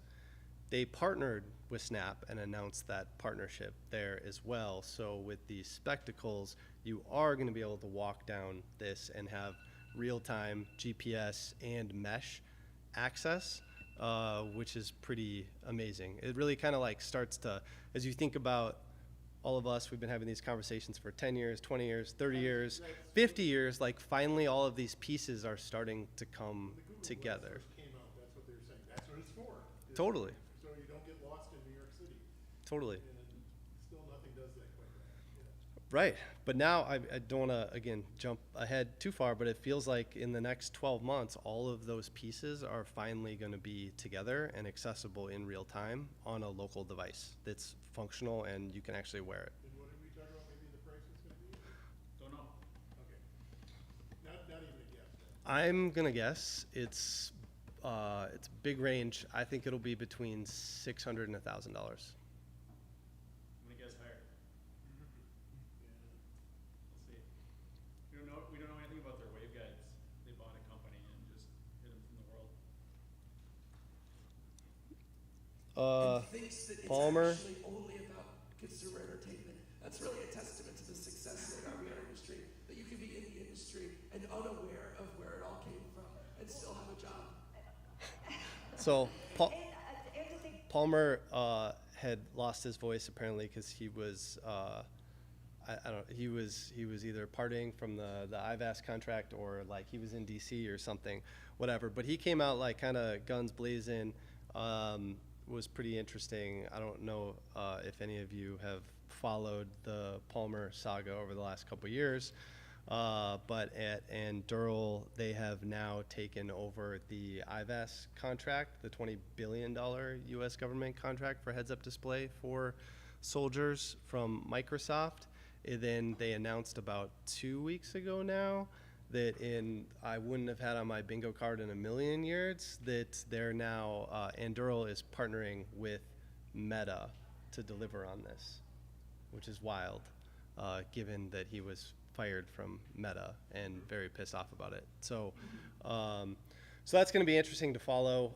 If you're interested, I'd watch that full interview. It's online somewhere probably, but I mean, he was talking a very big game in terms of what they have developed in-house, and the people that they have working on this device is explicitly he says is like the tech is head and shoulders above the Apple Vision Pro, at least what they've seen on that device. And then he also made a couple interesting comments about how what they're building for the military is going to trickle down into Meta's products. So that, I don't know exactly how that relationship has been structured, but my guess is they're collaborating, there's some IP sharing, and then it's bifurcated by what markets you can sell into, which is interesting. And then that clip right there that Palmer was talking about was basically like, hey, everybody, you can all be pissed off at me for doing this for the military and then giving it to consumers, but that's how it's always worked in immersive tech. A lot of the tech that we're working on today was built from NSA grants for the military in the 70s and 80s. And I think there's some validity to that. I don't know, I didn't go and verify it, but didn't sound off base. Nobody was arguing with him in the room. Let's see what else. Oh, Dream Park. Yeah. Yeah, it was cool. Have you guys seen this, the Dream Park thing? So basically it's kind of like like if you could step inside of a Mario game, but make it AR on the Meta Quest 3 headset. Here's my thing. It worked pretty well, and it's well thought out. Like the concept on paper is, I mean, coming from somebody who like started out in location-based entertainment, this is something that we've always dreamt about, and now it's finally possible. But the part that disappointed me is it all comes down to execution. Like when you're dealing with consumers and you're dealing with this technology, it all comes down to like how you're packaging it, how you're explaining it to them, what's the UI. I mean, this thing, they just raised a ton of money, and they were in the back here in a wide open area, no markings on the floor, no instructions, and they were just handing out Quest 3s that didn't have straps on them. And so I was kind of like, okay, this is cool, but like, you're not giving yourself a good first impression. It was actually cooler than what they were showing it to be, because they didn't really have anything set up or structured for people to do. But it was pretty cool. And you walk around, and you try to jump across pots of lava, holes of lava on the floor. You could use, it was all hand tracking, so you could reach up and kind of punch bricks. But you can totally see how, even think of this whole corridor out here could be turned into a big augmented reality video game. Can you punch bricks, or are you holding the headset the whole time? I was one-handed it. So I was going to ask about hand occlusion problems on the Quest, and getting people's hands up on their headsets is a good way to not have a hand occlusion problem. Nothing happened, right? And so that's why I was kind of like, yeah.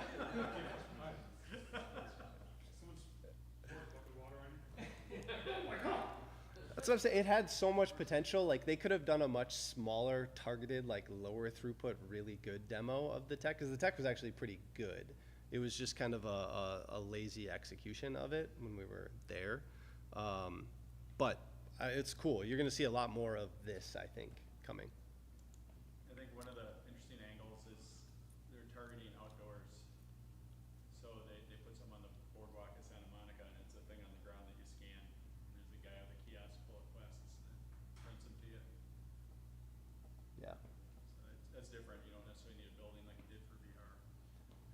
But then you're totally going to run into like, people are going to be running into shit and running into people and like all sorts of stuff. Yeah, dude, it's like.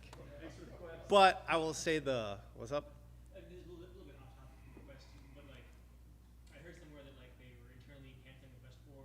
There's kind of like a move away from Quest headsets to glasses or something. Or do you have any sense of that? I am. I know that one. I just explained it to Ryan. canceled, or totally clueless. What they did was they canceled some prototypes, which they do every single year. Quest 4 is 1 year later than a potential plan that they never revealed in public, and instead we get lightweight goggles and a puck.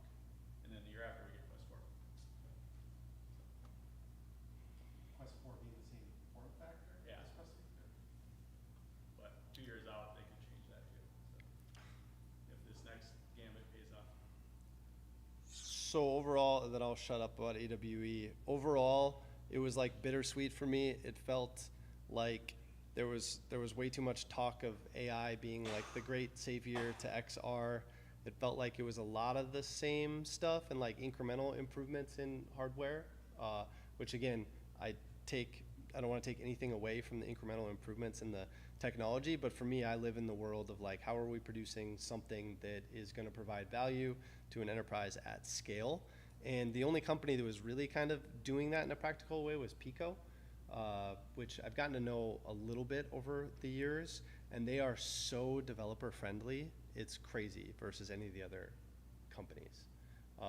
And so I think that's why you're seeing them basically, I mean, they're eating Meta alive in the enterprise space.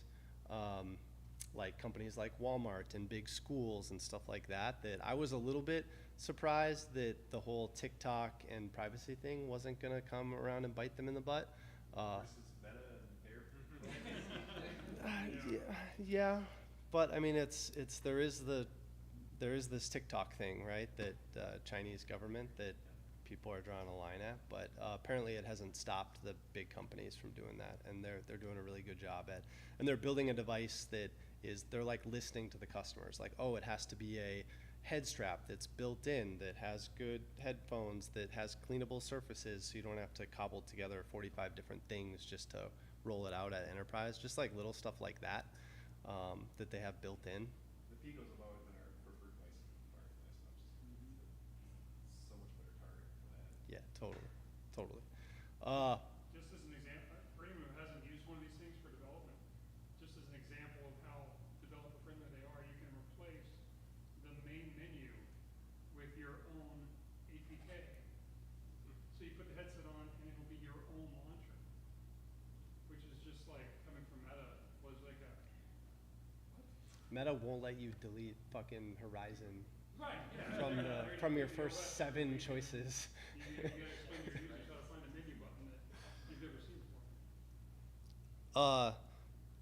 But there was some fun, cool stuff. This was by far like an oldie but a goodie.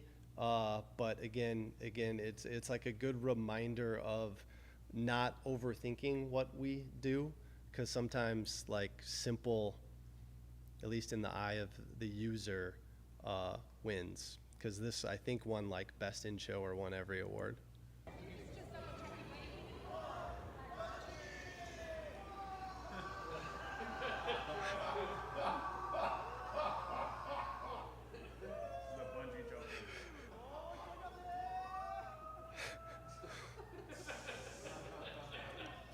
I mean, literally all day, every day, people just screaming.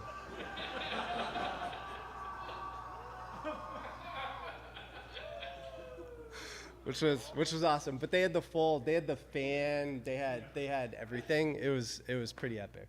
So Did you try it? I did not, because the line was so long the whole time. Like literally the line was long the whole time. So that's a good question. There you go. It actually would be pretty funny to go and do that and have coins ready to fall out. Yeah, that was it. Anything else? Let's get RJ your laptop going.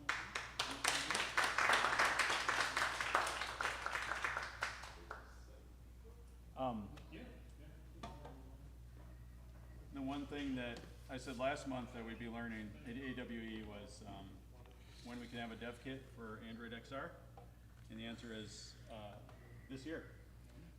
Same answer. I've heard that before. Yeah.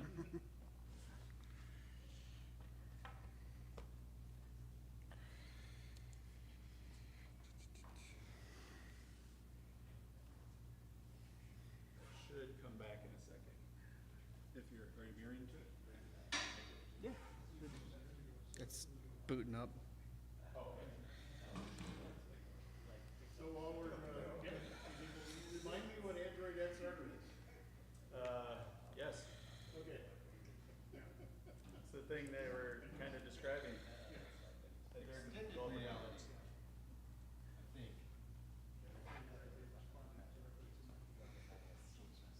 All right, hi. My name is RJ. I've given a few talks about some of the VR projects I'm working on. So today I'm going to give a talk about a VR game that I worked on earlier this year called Spiders. But first, for my own sanity, when I saw this logo for the Nice Games Alliance earlier, this is the first time I've put together that it's Nice Games, like Minnesota Nice. Was that like anybody else's first time putting that together? Anybody's? No, they break it up. They're thinking of, making a badge you can put in your game. It's like, this is a nice game. I like that. That's cool. But like, I'd seen the name like a million times, and just I didn't see it until you put the Minnesota like right there. I was like, oh, Minnesota Nice. I get it. Okay. I thought you were about to donate. I mean, I was waiting for him to say that all the profits from Spiders was going to. yeah, as long as I can get that badge, yeah. All right, yeah, so my name is RJ White. I am a Minnesota-based VR developer. I've done a lot of kind of enterprise work, but I also do a lot of games, and so I will be talking about Spiders. So I'm just gonna jump right in, showing you guys the trailer.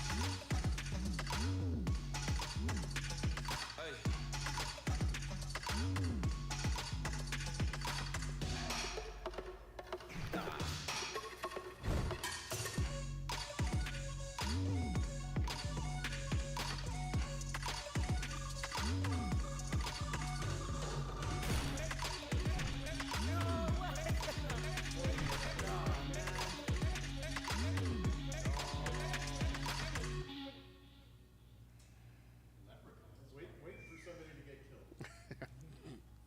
Yeah, so that's Spiders. It's a very much a social-focused game with a little bit of a competitive element to it, with the whole trying to score cocoons and stuff. All right, and so we're just going to go to kind of how this project came out. There we go. All right, so I released a game called Stabby last year, literally a week before the big store merge, where they merged App Lab into the regular store. And so over the course of the rest of last year, Stabby's like sales were decent. They weren't bad.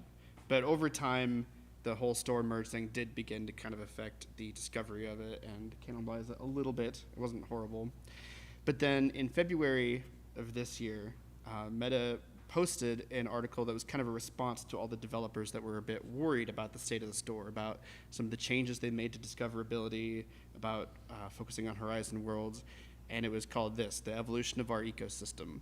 And it wasn't great. It was a little bleak. It was kind of just saying like, hey, like the games you guys like to make, the kind of premium experiences where players, you know, pay up front like $10 and, you know, get like a single player adventure or a puzzle game is not the kind of things that the market's focused on, or at least that Meta's idea of the market is focused on.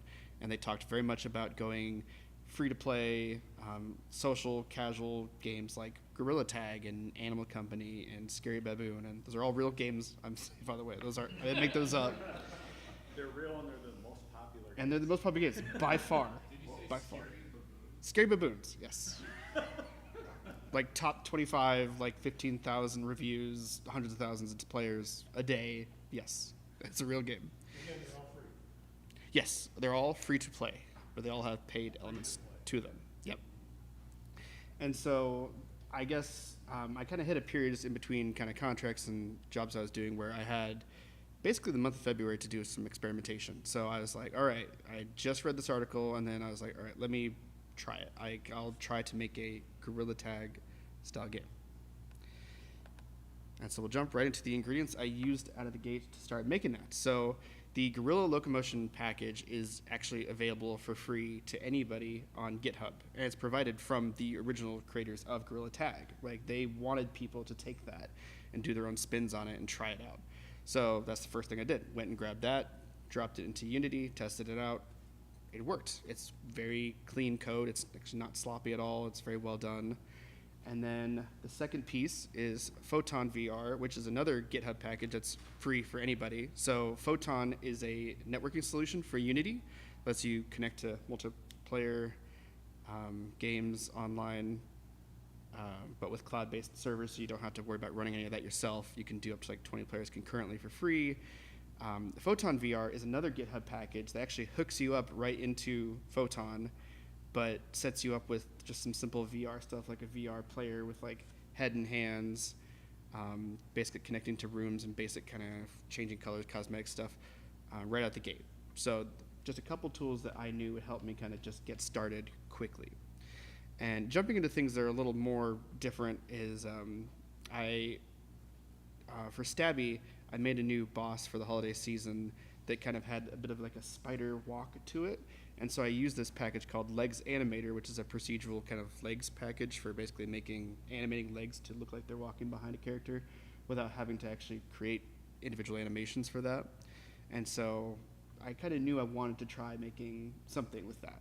I didn't immediately pick spiders to begin with, but like that was kind of a natural progression from using that package. And then I used the Unity's XR Interaction Toolkit, which has evolved a lot. It is a lot more robust, can get you through a lot of more use cases nowadays than it used to be able to. And so I use that for basic just menu and UI interactions.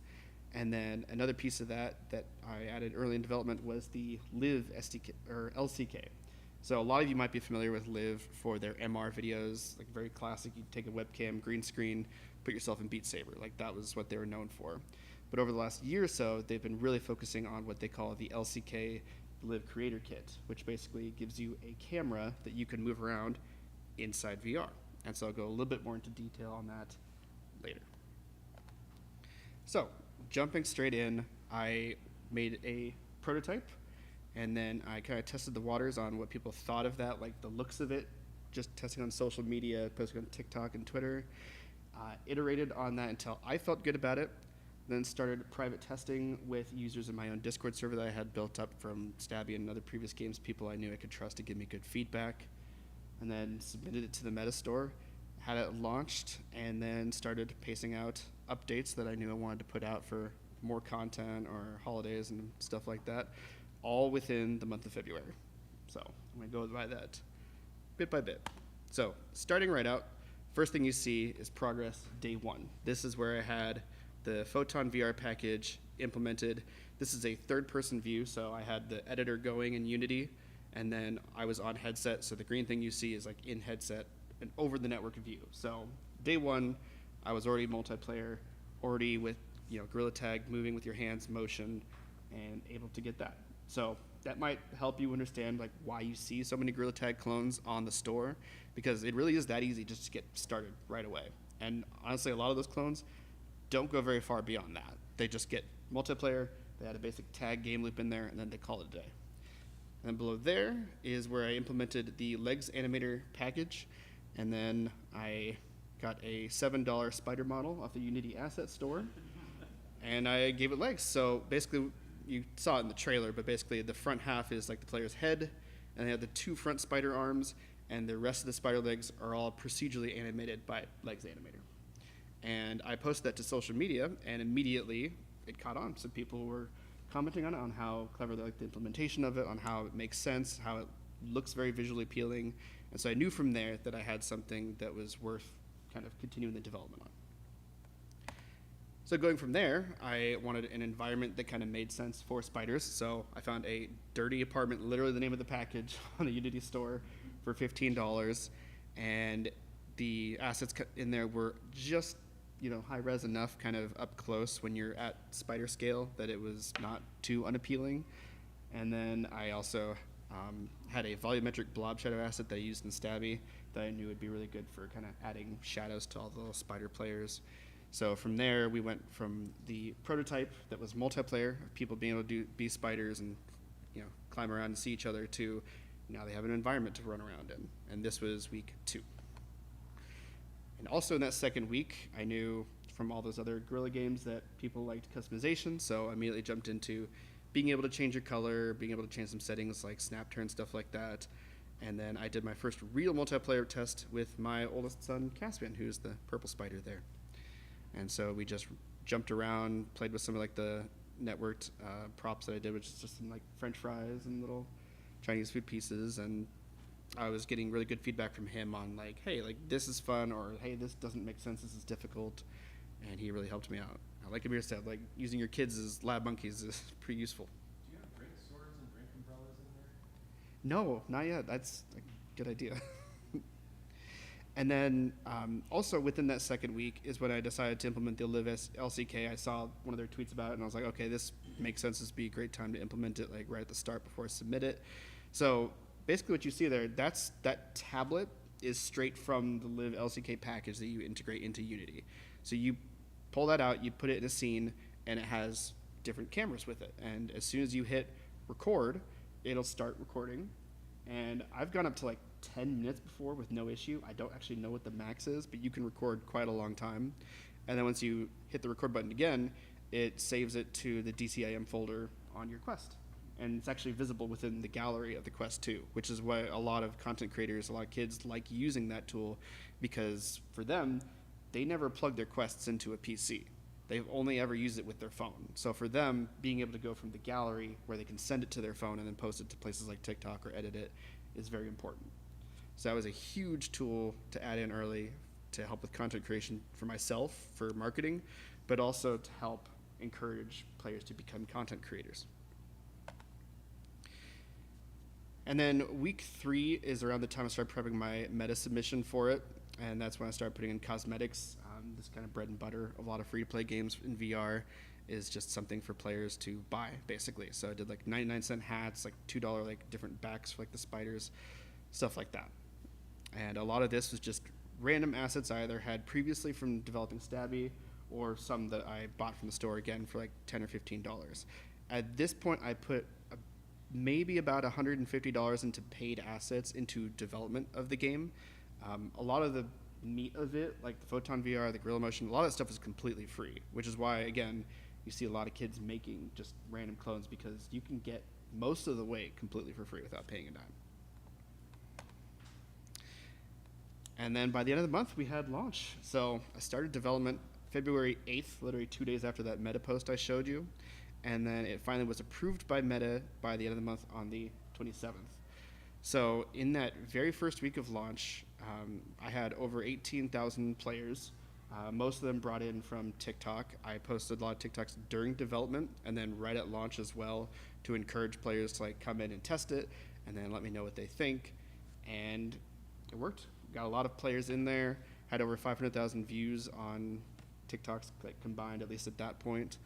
I even had one player, which this picture is, they made their own custom phone case based off of the key art that I spent 2 minutes on.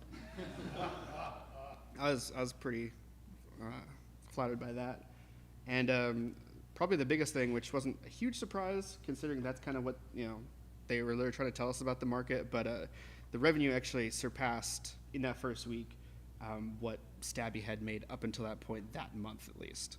So all from buying hats and stuff. And Stabby was paid for the game itself? Yeah, Stabby was and is a like $10 download, and then everything in the game is free, whereas Spiders is free to download, and then there's like dozens of cosmetics you can get. And so those cosmetics made more money in that first week than Stabby had made in the whole month of February. And then I had some momentum rolling after that. So it went from being an experiment that I did for the month of February to, okay, there's some real legs to this. Spiders legs, yeah. Thank you. So what's your most expensive thing you can buy? Right now I made a dragon that actually when you speak, the mouth of the dragon opens up and breathes fire out your mouth. And then when you, there's a butterfly power up in the game where you get butterfly wings and you can flap. But if you have the dragon skin, you have dragon wings instead. So you have like a little dragon tail and stuff like that. That's like a $15 cosmetic. 15, yes. So more than Stabby, but just that cosmetic itself, just that dragon, has made more money than Stabby. I've listened to you talk before, so I'm guessing you have a spreadsheet or a graph somewhere. I should. Are you making money? Are you making money off the dragon, or are you making money off the hats? I'm making money off the hats. So dragon is like a cosmetic. It's like hats. It's just a little more in depth. But I'm saying it's $15 versus 99 cents. You're saying, right? Or Exactly, and it makes more money than like all the hats combined. Are most people just buying a couple dollar things, or are they? Oh wait, yeah, that's exactly my point. Is more people buy the more expensive cosmetics than they do the cheap ones. Gotcha. That was my, yeah, that's cool. Yeah. Do you have any whales you're concerned about?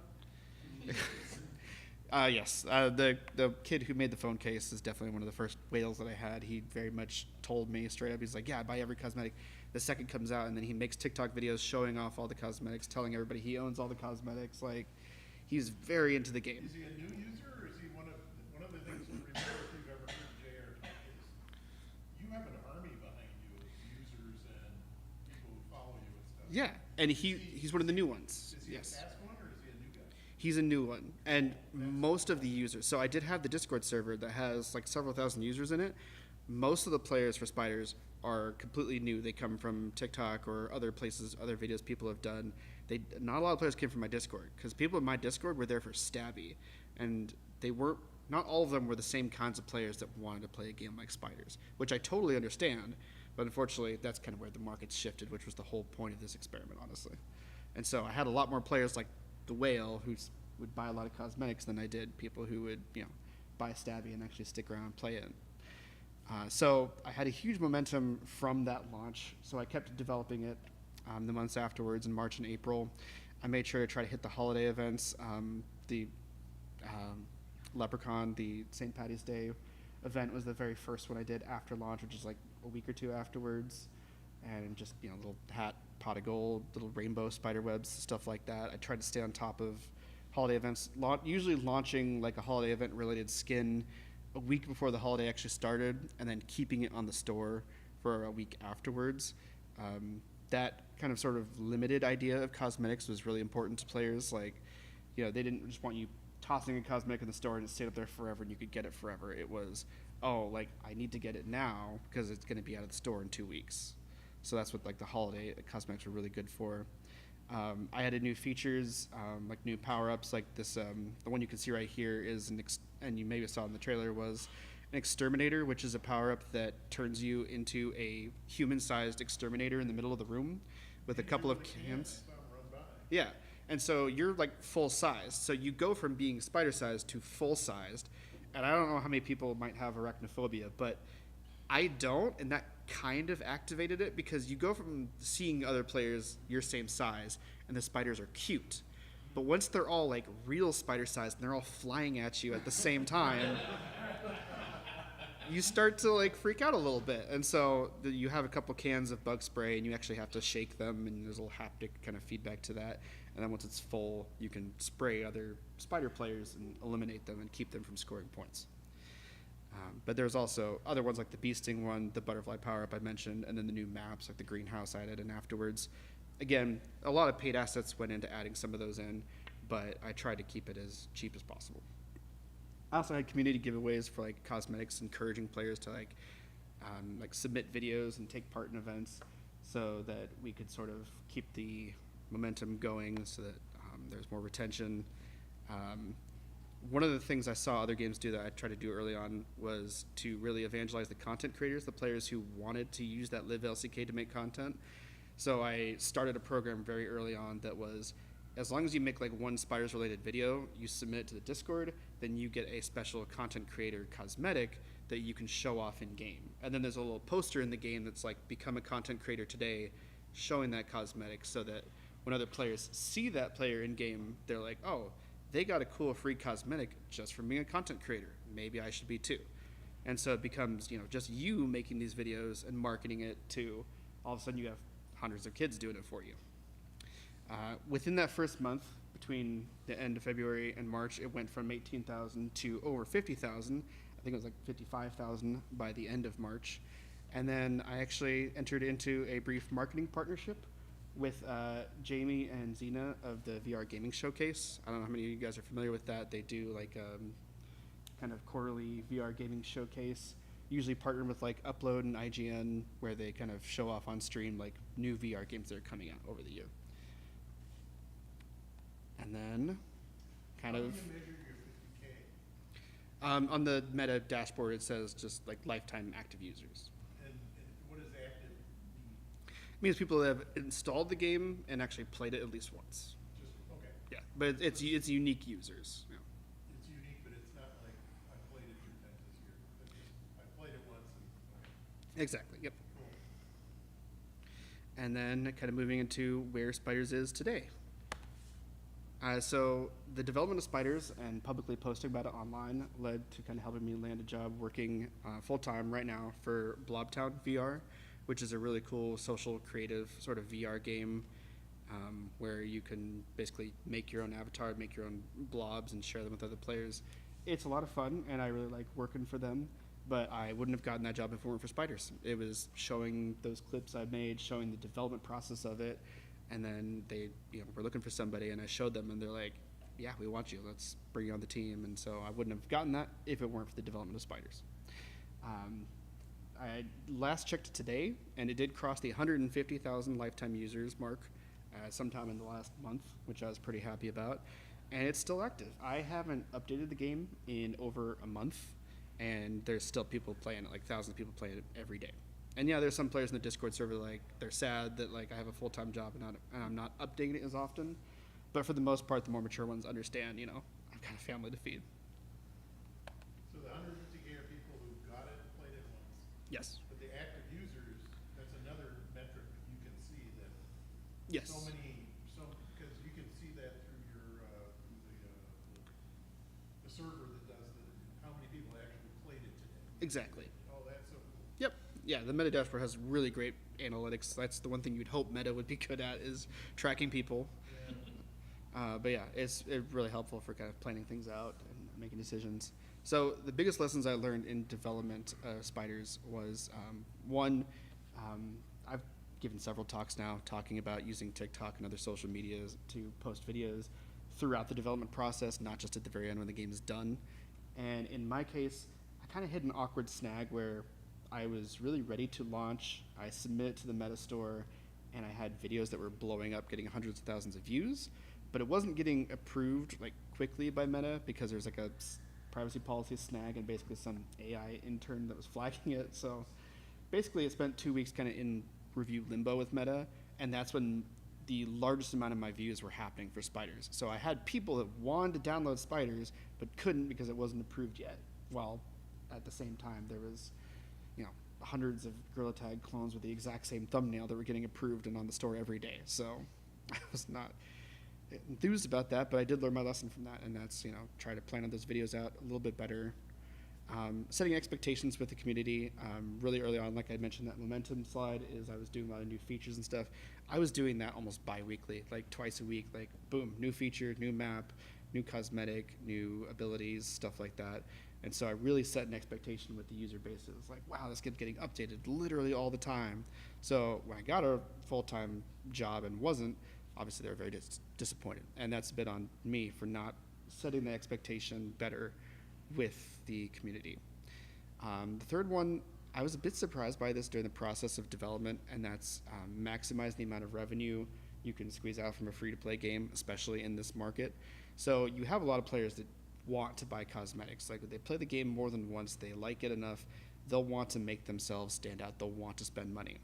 However, what I did in Spiders is I did it straightforward. A cosmetic shows up in a physical store in-game. You can walk up to it, it tells you the exact price in US dollars.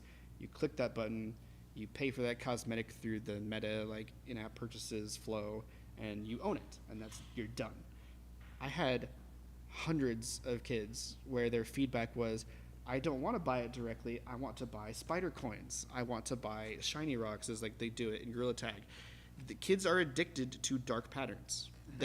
I'm not even joking. Dark patterns, yes. And yeah, it's a system that makes kids spend more money than they need to. And kids want that. That is what they're used to from every game they play. It's from Fortnite, from Gorilla Tag. that's what they know and what they want. And I was surprised by that. I was like, I thought being straightforward about it would be better, but no, like that was a bad thing. They wanted that. So next time, I'll give them what they want. I think part of that, like being able to earn spider coins or whatever, like there's just that kind of balance where you like. Oh, exactly, yes. And there is a bit of that. There is totally an element to it where I totally get like being able to earn some of that in-app currency. And then there's also, I did have one parent actually email me where they were like, hey, like every time a kid wants to buy a cosmetic from Spiders, they have to go in and enter their PIN on the headset, and their kid was buying a lot of cosmetics, whereas like if they buy one big, like 5,000 spider coins early on, they only have to come check in on their kid once. Yes. So the way Spiders is set up, there is no way to like earn a cosmetic from. There is. There's plenty of free cosmetics you can earn from gameplay. I did a big Easter event where you find a bunch of like Easter egg colored spider eggs, and if you found like the whole like scavenger hunt list, you got a free skin from it. I've done a lot of like free skins, and those do seem to excite the player base. It doesn't seem to ever affect revenue really, like offering free cosmetics. The advantage of the coins is you do those things and you get coins, and so then you go and buy something that you. Okay, gotcha. Exactly. Yeah. Yeah. You know, under what circumstances you'll have to like register as a bank. If you make spider coins, are there rules about what you can do with them before they become the currency that you have to be like evaluated by HCI about? That's a good point, and that's part of the reason why I avoided this. I wanted to get a game out there as quick as possible, and I knew kind of building a currency like that or whatever would be a bit more of another hurdle to add on to, because then you need to implement a back end. I recently was on a VR developer Discord where a fairly experienced VR developer who had made several like kind of premium titles was making their first free-to-play game, and they had launched it in the last month, and they were doing well enough that like they're like, yeah, this is a good idea, we're going to keep pursuing this. And then they posted in this server and they're like, yeah, my user's headset crashed and all their cloud data got deleted, and they made several purchases of our currency. How do they get it back, basically? And they're like, how do I check their meta receipts, their meta like backend? I'm like, and everybody in the Discord was like, there isn't. Like, they were storing all the currency data locally, like in the player prefs. So when that local data gets expunged, then that user, all the money they spent is just gone. So implementing a backend, which is something I would do next time if I were to do a project like this, is an important part of that process. So with Stabby and Spiders, is there any sort of like levels and things? Or were you able to ever, like I came back and played, okay, this is where I left the game off. You just, Spiders and Stabbies, you just start a new game whenever you start it up. No, There's no history. so Is there a history, I guess? yeah, so Stabby does have a single player mode where you have levels and it keeps track of like which ones you've completed. Where do you store that? I do that just player press, but that's just for like a single player game mode. But you do that on the headset? Yeah, do that on the headset. But Meta will back that up for you. Meta will back that up, unless you're in the case of like that user who got borked, and that's one of those like emergency cases where for me it's like it's not a big deal if they lose a few high scores. It is a big deal if they lose like real money that they spent. Yeah. I gotta admit, are there not like, that's like a whole wild psychology in and of itself, right? It really is. What's the term of art for you? Yeah, right. Because like we'll like again, our lab rat kids, right? Like they don't actually know like what $5 means, like US dollars means yet. Yeah. So like to them it's like whatever, it's girls coins, it's spider coins, it's whatever, and like Roblox, right? Exactly. But I'm surprised that it's not more like regulated, like gift cards, for instance, right? Like Yeah. it's regulated, there's laws around it, and these are not like up and coming shadow industries. Like Roblox moves billions of dollars of fictitious shit. So like Yeah. where's this getting, you gotta think that there's not like an API plugin to handle all this stuff on the back end. That's scary. So there are some backend services that have that kind of thing, basically plug and play. But for the most part, you do have to implement it, like a lot of it yourself. And so, Meta doesn't require that if you're gonna have it in a game or two. Yeah, I am. Particularly if they're going to this environment. I mean, yeah. Yeah. Well, that's just like you're saying, like there wasn't a history of like receipts or whatever, but like clearly, like for your cosmetics, you would require a history, right? Like you had like ask API, like they own this cosmetic, right? Exactly. Yeah. So wouldn't you have a record of like did they buy 5,000 coins or whatever? Well, exactly. So that was another developer. That wasn't me. For me, I used like the durable cosmetics as they're rephrased on the Meta's like backend for in-app purchases. So mine are bulletproof because it goes straight through Meta, so they can't fake it and tell it that they own it. But at the same time, if something crashes, the next time they load up the game, even if all their local data gets destroyed, they ping the server. The server says, "Yep, you own that cosmetic." It sounds like, like go back to the example of like that developer could have done it in a better way without requiring Yes. their own servers. No, they would have needed to implement some sort of backend because they implemented a consumable in-app purchase on the Meta backend. Meta keeps track of how much money they paid to get the coins. They don't keep track of what they spent the coins on to do. Exactly. It's banking, just like somebody said just a minute ago. Yeah, and it's scary how truly unregulated it is, and like I said, like for kids. For in-game currencies, you need to like track it in your own cloud database or use something like PlayFab. Exactly. There's a few other good ones. PlayFab's a big one. And I just wonder, like, could you in the opposite direction, like, you can at least know they paid for the coins at some point. Yes, but you wouldn't know if they spent it. Because in that case, the bad option is you losing money because they get money in return. Like, you forget they spent it, but like, you still give it back to them, technically, right? Exactly, yeah, and that's the problem you run into is like how much currency you give them back. Did they spend it all, or did they like not use any? So that's why you have to implement it. I would think that in the terms and conditions, if you read the fine print, like you have no rights, even if you're buying $5 worth of fictitious coins, it probably says that like the company's not liable for giving you anything once you transact, right? I guess you're not. Well, it evolves all the time. I don't know if you kept track of Fortnite, but Fortnite ran into an issue with V-Bucks where they misled like how much like V-Bucks you're getting or the values of certain like bundles, and they actually had to, in V-Bucks, not in real dollars, in V-Bucks, refund players through a class action lawsuit. So like if you signed up as, not kidding. So if you signed into this class action lawsuit with your Fortnite account, which is a crazy sentence, you would get V-Bucks back as part of a lawsuit. And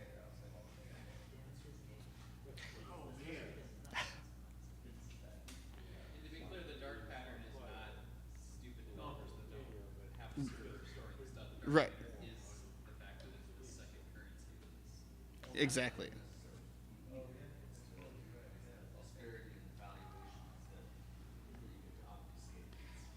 Yeah, like I told my kid, you help me like, do some chores like for this week or whatever, you get, $10 in cash. And it's like, nah, you get 800 in Robux. Yay! Like, You need like dad bucks or something. Well, I think we just, touched a little bit into Marxism here. That, it's what is money? You have to have some sort of reference for it. yeah, it's a little scary. But yeah, that was one of the weirdest things to learn. Is the biggest thing with the cosmetics the fact that other people can see them? Is that the whole, like, does it seem I would like, argue. it's like, well, my friend, like, the whores around me know that I use highly ranked or whatever? I would argue yes. That is the whole point of cosmetics, is to be like to show off. Obviously, with games like Fortnite, you have like the IP like connections to be like, oh, I'm playing my favorite character from my favorite movie. But like for a lot of games, it's like, yeah, it's to show off, to be like, yeah, I look like this, or yeah, I got this cosmetic while it was on the store for a limited amount of time, stuff like that. Yeah. And then, yeah, the very end of that list is definitely, it kind of ties into the thing I was talking about where I was making updates like twice a week, is definitely burnout. I definitely hit a point in that project where I was putting a lot into it for not a lot of revenue return. And I was like constantly making these updates, and the players loved them, great feedback, great reviews, but it wasn't equaling out to more money in the end. And so I definitely hit like a stage of burnout from that. How much of your time is being used up with this thing you're talking about where you're giving away free things for people to make content? When you said content, you meant content like on TikTok and stuff. Yeah, like the cosmetics, yeah. How much of your time is being used up doing that? Or did you get some of your army to do that or something? I'll give you free stuff if you keep track of it. No, honestly, I was doing all of it myself. As far as like the actual like cosmetics go, I had a lot of asset packs that helped as far as like developing them quickly, but still the process of like actually setting those up, even the free ones and setting up like the scavenger hunt stuff like that was a lot. Like I was working more than like 40 hours a week on my own game because I had the time, but it wasn't, turning out to like 40 hours a week of like revenue. It was like revenue was kind of slowly going up, and it was still going up, but I was never hitting any spikes from like adding a big feature or adding like certain cosmetics. I kind of hit like a plateau of growth that I never really got over, and I'm sure there's more techniques, things I could try out there to do that. But when I got that job offer, it's like, okay, like figure out how to magically manipulate the market, or take a 40-hour gig or 40-hour week gig that is a real job and looks good on tax forms. Yeah, so thanks for listening. That was Spiders. Yeah. So, what a great story. You sure are, you're one of my favorite speakers at all these. Well, thank you. How did people find out how did people know to go, you're talking about the store letting you down. Yeah. So is most of your customers, 150,000 people, are they from TikTok? Yes. And how many, do you think any of them are from the store, or do you think it's all sort of from social media? So there's actually a section of the store called the funnel, or the analytics on Meta side called the funnel. It tells you where people came from. It says like, did they click on your store page like straight from a browser, or did they find it while they were searching the store, stuff like that. And yes, way more than 50% of those people were from directly clicking the link to the store, which means they were Googling it. That's so cool. Yeah.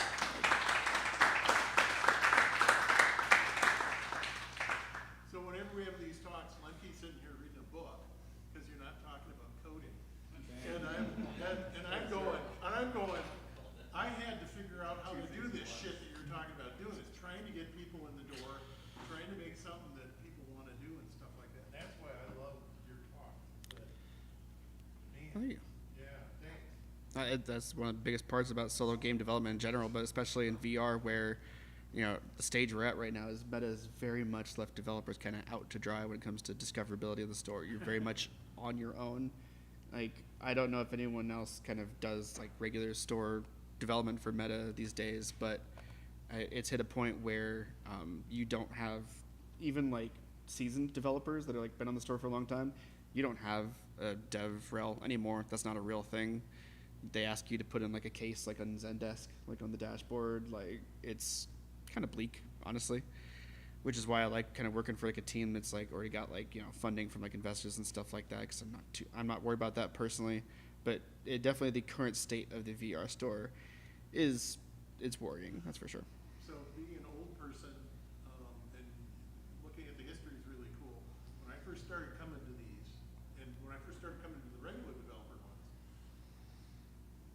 people were putting apps into the Apple store and actually making some money off it. That guy next to you. Yeah, and it was like you could put something in there and Apple would say, "Oh, look at this cool thing that was here. We'll put it up on their whatever they call that page where that week's editor's picks or whatever." That used to sort of work. By the time I got to where he was making an app for me to try to make money with, it was too big and bloated. There was no way that people could find us because we were the only bassoon app anywhere in the entire Apple universe. But that was it. Otherwise, how were people ever going to find us? And that's this whole free-for-play thing, which I given up on a long time ago, is, gosh, maybe that's the way you got to do it, because it's social media where you're going to sell stuff. Never, there's. So how many users are there? How many Quest 3s are out there?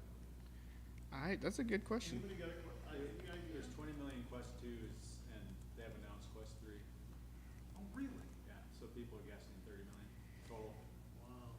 There's still more Quest 2s, probably. Yeah. Say that again? Still more Quest 2s out there than Quest 3s, probably. All those poor people.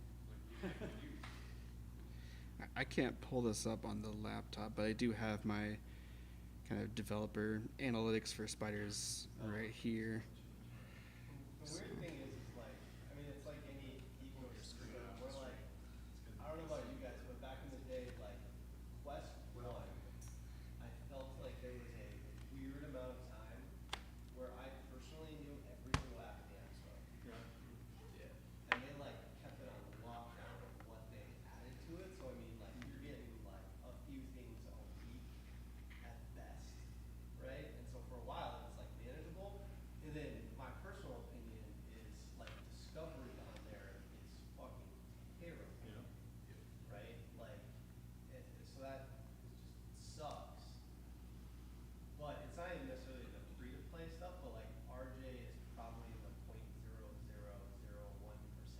who's like cracked the nut and like figured out how to market direct via TikTok in particular and be an adult of age. Like have the ability to build something, right? Like there's not, like I don't think there's many people like you literally on the planet that can build their own thing, do it in a sophisticated way, but then also market TikTok, right? So like that's awesome. So like hats off to you. Thank It's pretty incredible.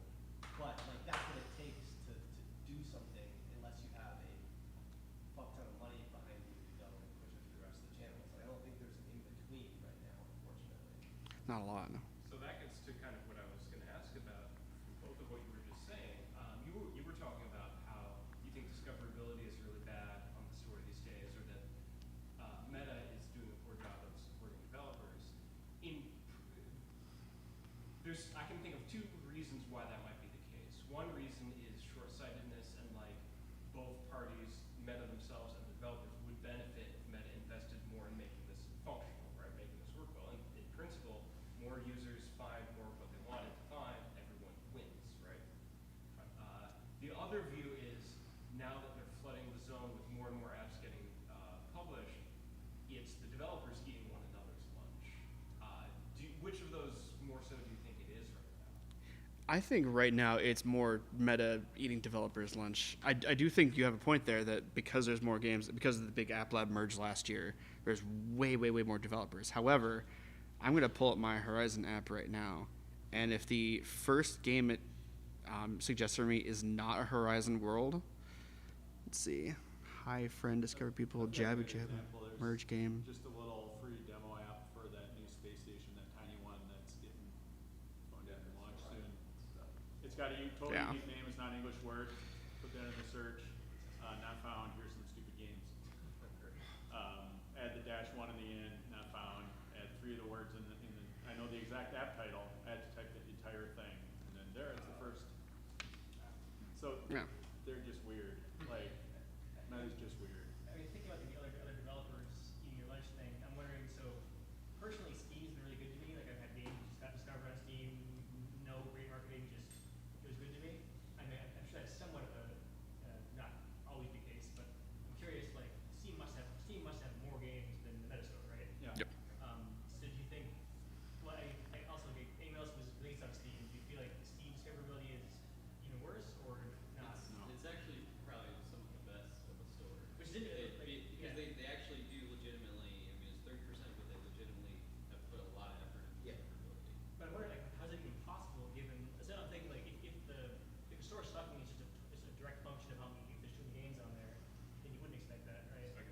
The problem is like what percentage of those games are actually worth playing, and like these days, yeah, it's flooded, but like in any given day, like 99% of the games that came out that day are just garbage.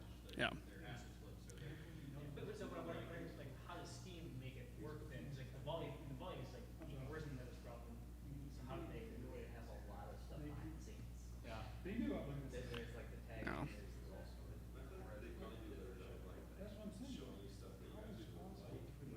Yeah. That's the biggest problem. Yeah, is their Horizon worlds. Right.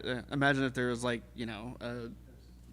what was it back in the day? It was like the Valve, the SFM like videos or whatever. So imagine if people could make games with that instead, and then that was what's being like flushed to like the front page instead of actual games you could play. That but actual somewhat amount of work put into them. That's kind of what it is.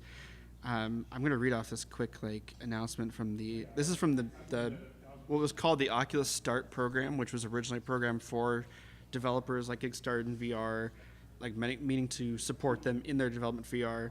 So they basically announced a Meta Creator Fund for Horizon Worlds earlier this year with millions of dollars in prizes.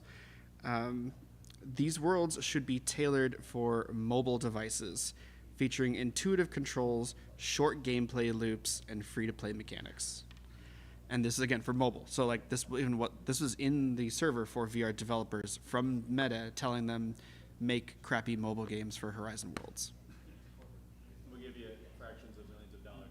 Yeah, and they'll fly those Horizon Worlds developers out to conferences to brag about Horizon Worlds, and then all you have to do is take that person, get them 5 feet away from their Meta reps, and be like, where'd all the money you made come from? Oh, Meta. Meta gave them that money because of the metrics, not because they made that money from the Horizon store. I should, yeah. Maybe. So, How much is Meta giving you? so We'll find out. Being publicly ignorant like I always am at these. Does Meta get a cut of the in-app purchases you have? Yes. They get the 30% cut just as if they're the full upfront, yeah. But the thing I like about free to play at least is, the hardcore players will be spending more money over the lifetime of the app than the hardcore players of Stabby, where they paid $10 once a year ago and then never again. Yeah. I'd probably still do a VR game just because I love the medium so much. That's tricky because I really do like making multiplayer VR games. I feel like that's one of the biggest strengths of the medium, and I really like having it available to as many people as possible. So I like the free-to-play model because of that. But at the same time, I did release Stabby last year, and I still have people that hop on that every day, even though that's not free-to-play. So I guess it kind of depends, if it's a game that I sat in a room by myself for 6 months and got to make, maybe I do it premium up front. But if it's something that's hey, make it in a week and then ship it, okay, probably free to play. Yeah, I could sit here forever doing doomer takes and doing super over the top optimistic takes on the VR market. Hey, maybe that Steam headset will come out later this year, the standalone headset. Finally, maybe, but maybe it won't. I mean, I guess talking about dark patterns and all that kind of stuff. I mean, do you feel like what you put together is a dark pattern, or is it kind of just it feels like it's as free-to-play things go, not particularly predatory or whatever? Do you feel like it surprised you well? Do you feel like about it? You're not making them buy things to speed up progression. Right, yeah. I didn't do any pay-to-win things. The only thing I feel kind of weird about is definitely doing the limited false scarcity. Thank you. Doing false scarcity on cosmetics where it's it's gone from the store, but it'll come back. I've already brought skins back a month later, stuff like that. So. What? The McRib. Maybe, yeah, exactly. Open the spider vault once again. Exactly, yeah. So you know how many of a certain thing you've sold numbers. Yes. What's your worst selling one? I made a conductor hat, a train conductor hat that I thought was adorable, and they fucking hated it. Okay. I was so sad. I was like, but it's so cute, and they're like, kid. Do you have plans for making more content, or are you done? No, that's the nice thing about working with the Blobtown guys is they're totally open to me working on my own stuff still. They're okay with it. It just I don't have a ton of time left, and now that yeah, nothing immediate, but eventually, yeah. I don't want to. Flag Day. Yeah. I try to see. Does the networking kind of stuff add up money-wise? It's not too bad. The revenue far outweighs the server costs. It's right now the amount of players I have don't hit a point where I go over the $100 a month option for Photon. So I'm in a really good sweet spot because I know if I go over that, that's when crap starts to multiply. But I pay for a dedicated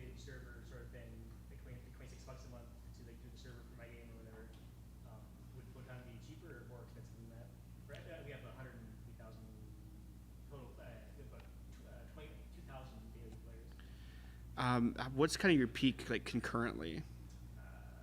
Probably 200. Okay, then yeah, you're probably still better off where you're at right now. Photon would get more expensive than that when you pass like the 100 concurrent user mark. It starts off really slow, but like once you get to like 150 or something, then it starts like really like multiply. So I'm in a sweet spot right now where it's like it's decent, and the money it makes without having to update the game still in like the last 2 months is worth like keeping it online at least. So you're saying it's $100 a month for how many concurrent do you have? It usually gets to like up to like 80 or like 90 like in like the afternoons or evenings. It can get up to 100, maybe a little over 100 sometimes like on weekends, but like it doesn't usually like spike up any higher than that. It doesn't go like up to like 200 or anything. I got a question regarding like the discoverability and funnel and marketing and stuff like that. Obviously you focused on TikTok the most, but like for a game like Spiders or games similar to it, are there any other platforms you'd recommend like spending time on, like Reddit, Instagram, whatever? Yeah. I guess it kind of comes down to where the target market spends their time, right? Or yeah, just curious if you got any thoughts there. From my own observations, a very large percentage of the market is on TikTok right now. There is some of them that are on like YouTube Shorts and Instagram Reels, which are like almost identical platforms, and so I do post to those places occasionally, but I don't. Your TikToks over to those other platforms then? Yeah, exactly. Yeah, they get hardly the same amount of engagement that TikTok does. TikTok has a very, very aggressive algorithm that basically reaches out to get these people and show them these videos. It's a little scary. The trailer was sick, by the way. I mean, was that just Thank you. still you have, or how did you? That one actually wasn't me. That one was the marketing partnership I talked about with Jamie and Zena. They've been in the VR industry for like a decade now. They used to work for Upload VR, then they moved to HTC, then they were working for a studio, and now they're working for themselves. And they reached out to me and they were like, hey, we like Spiders. We don't really have a lot of experience with any sort of like apps targeted towards the younger generation like what you're making. Can we help you out? And so it was really awesome of them to help. So they helped make that key art. And we got a couple like really hardcore players together like in a lobby to record those trailer shots, and it was a lot of fun. So you released the game before that trailer was made? Yes. That's not the launch trailer, unfortunately. The launch trailer's... And when you were stuck in review, was there a public beta already out there or not? Yeah, it was public in that I had like the direct link just like pasted on my Discord so anybody could click it and download it. But I did have like about 500 people like in the open like alpha channels. Yeah. And even though you were doing that alpha, you still weren't approved for the store at that point? Right, I wasn't approved for the store, but I was able to still like run that alpha. And when you do cosmetics, when you're in alpha, they all just show up as like 1 cent. So, which I still have people purchasing cosmetics for 1 cent. So there was like a couple bucks that I made off of like just the alpha players from like that first month.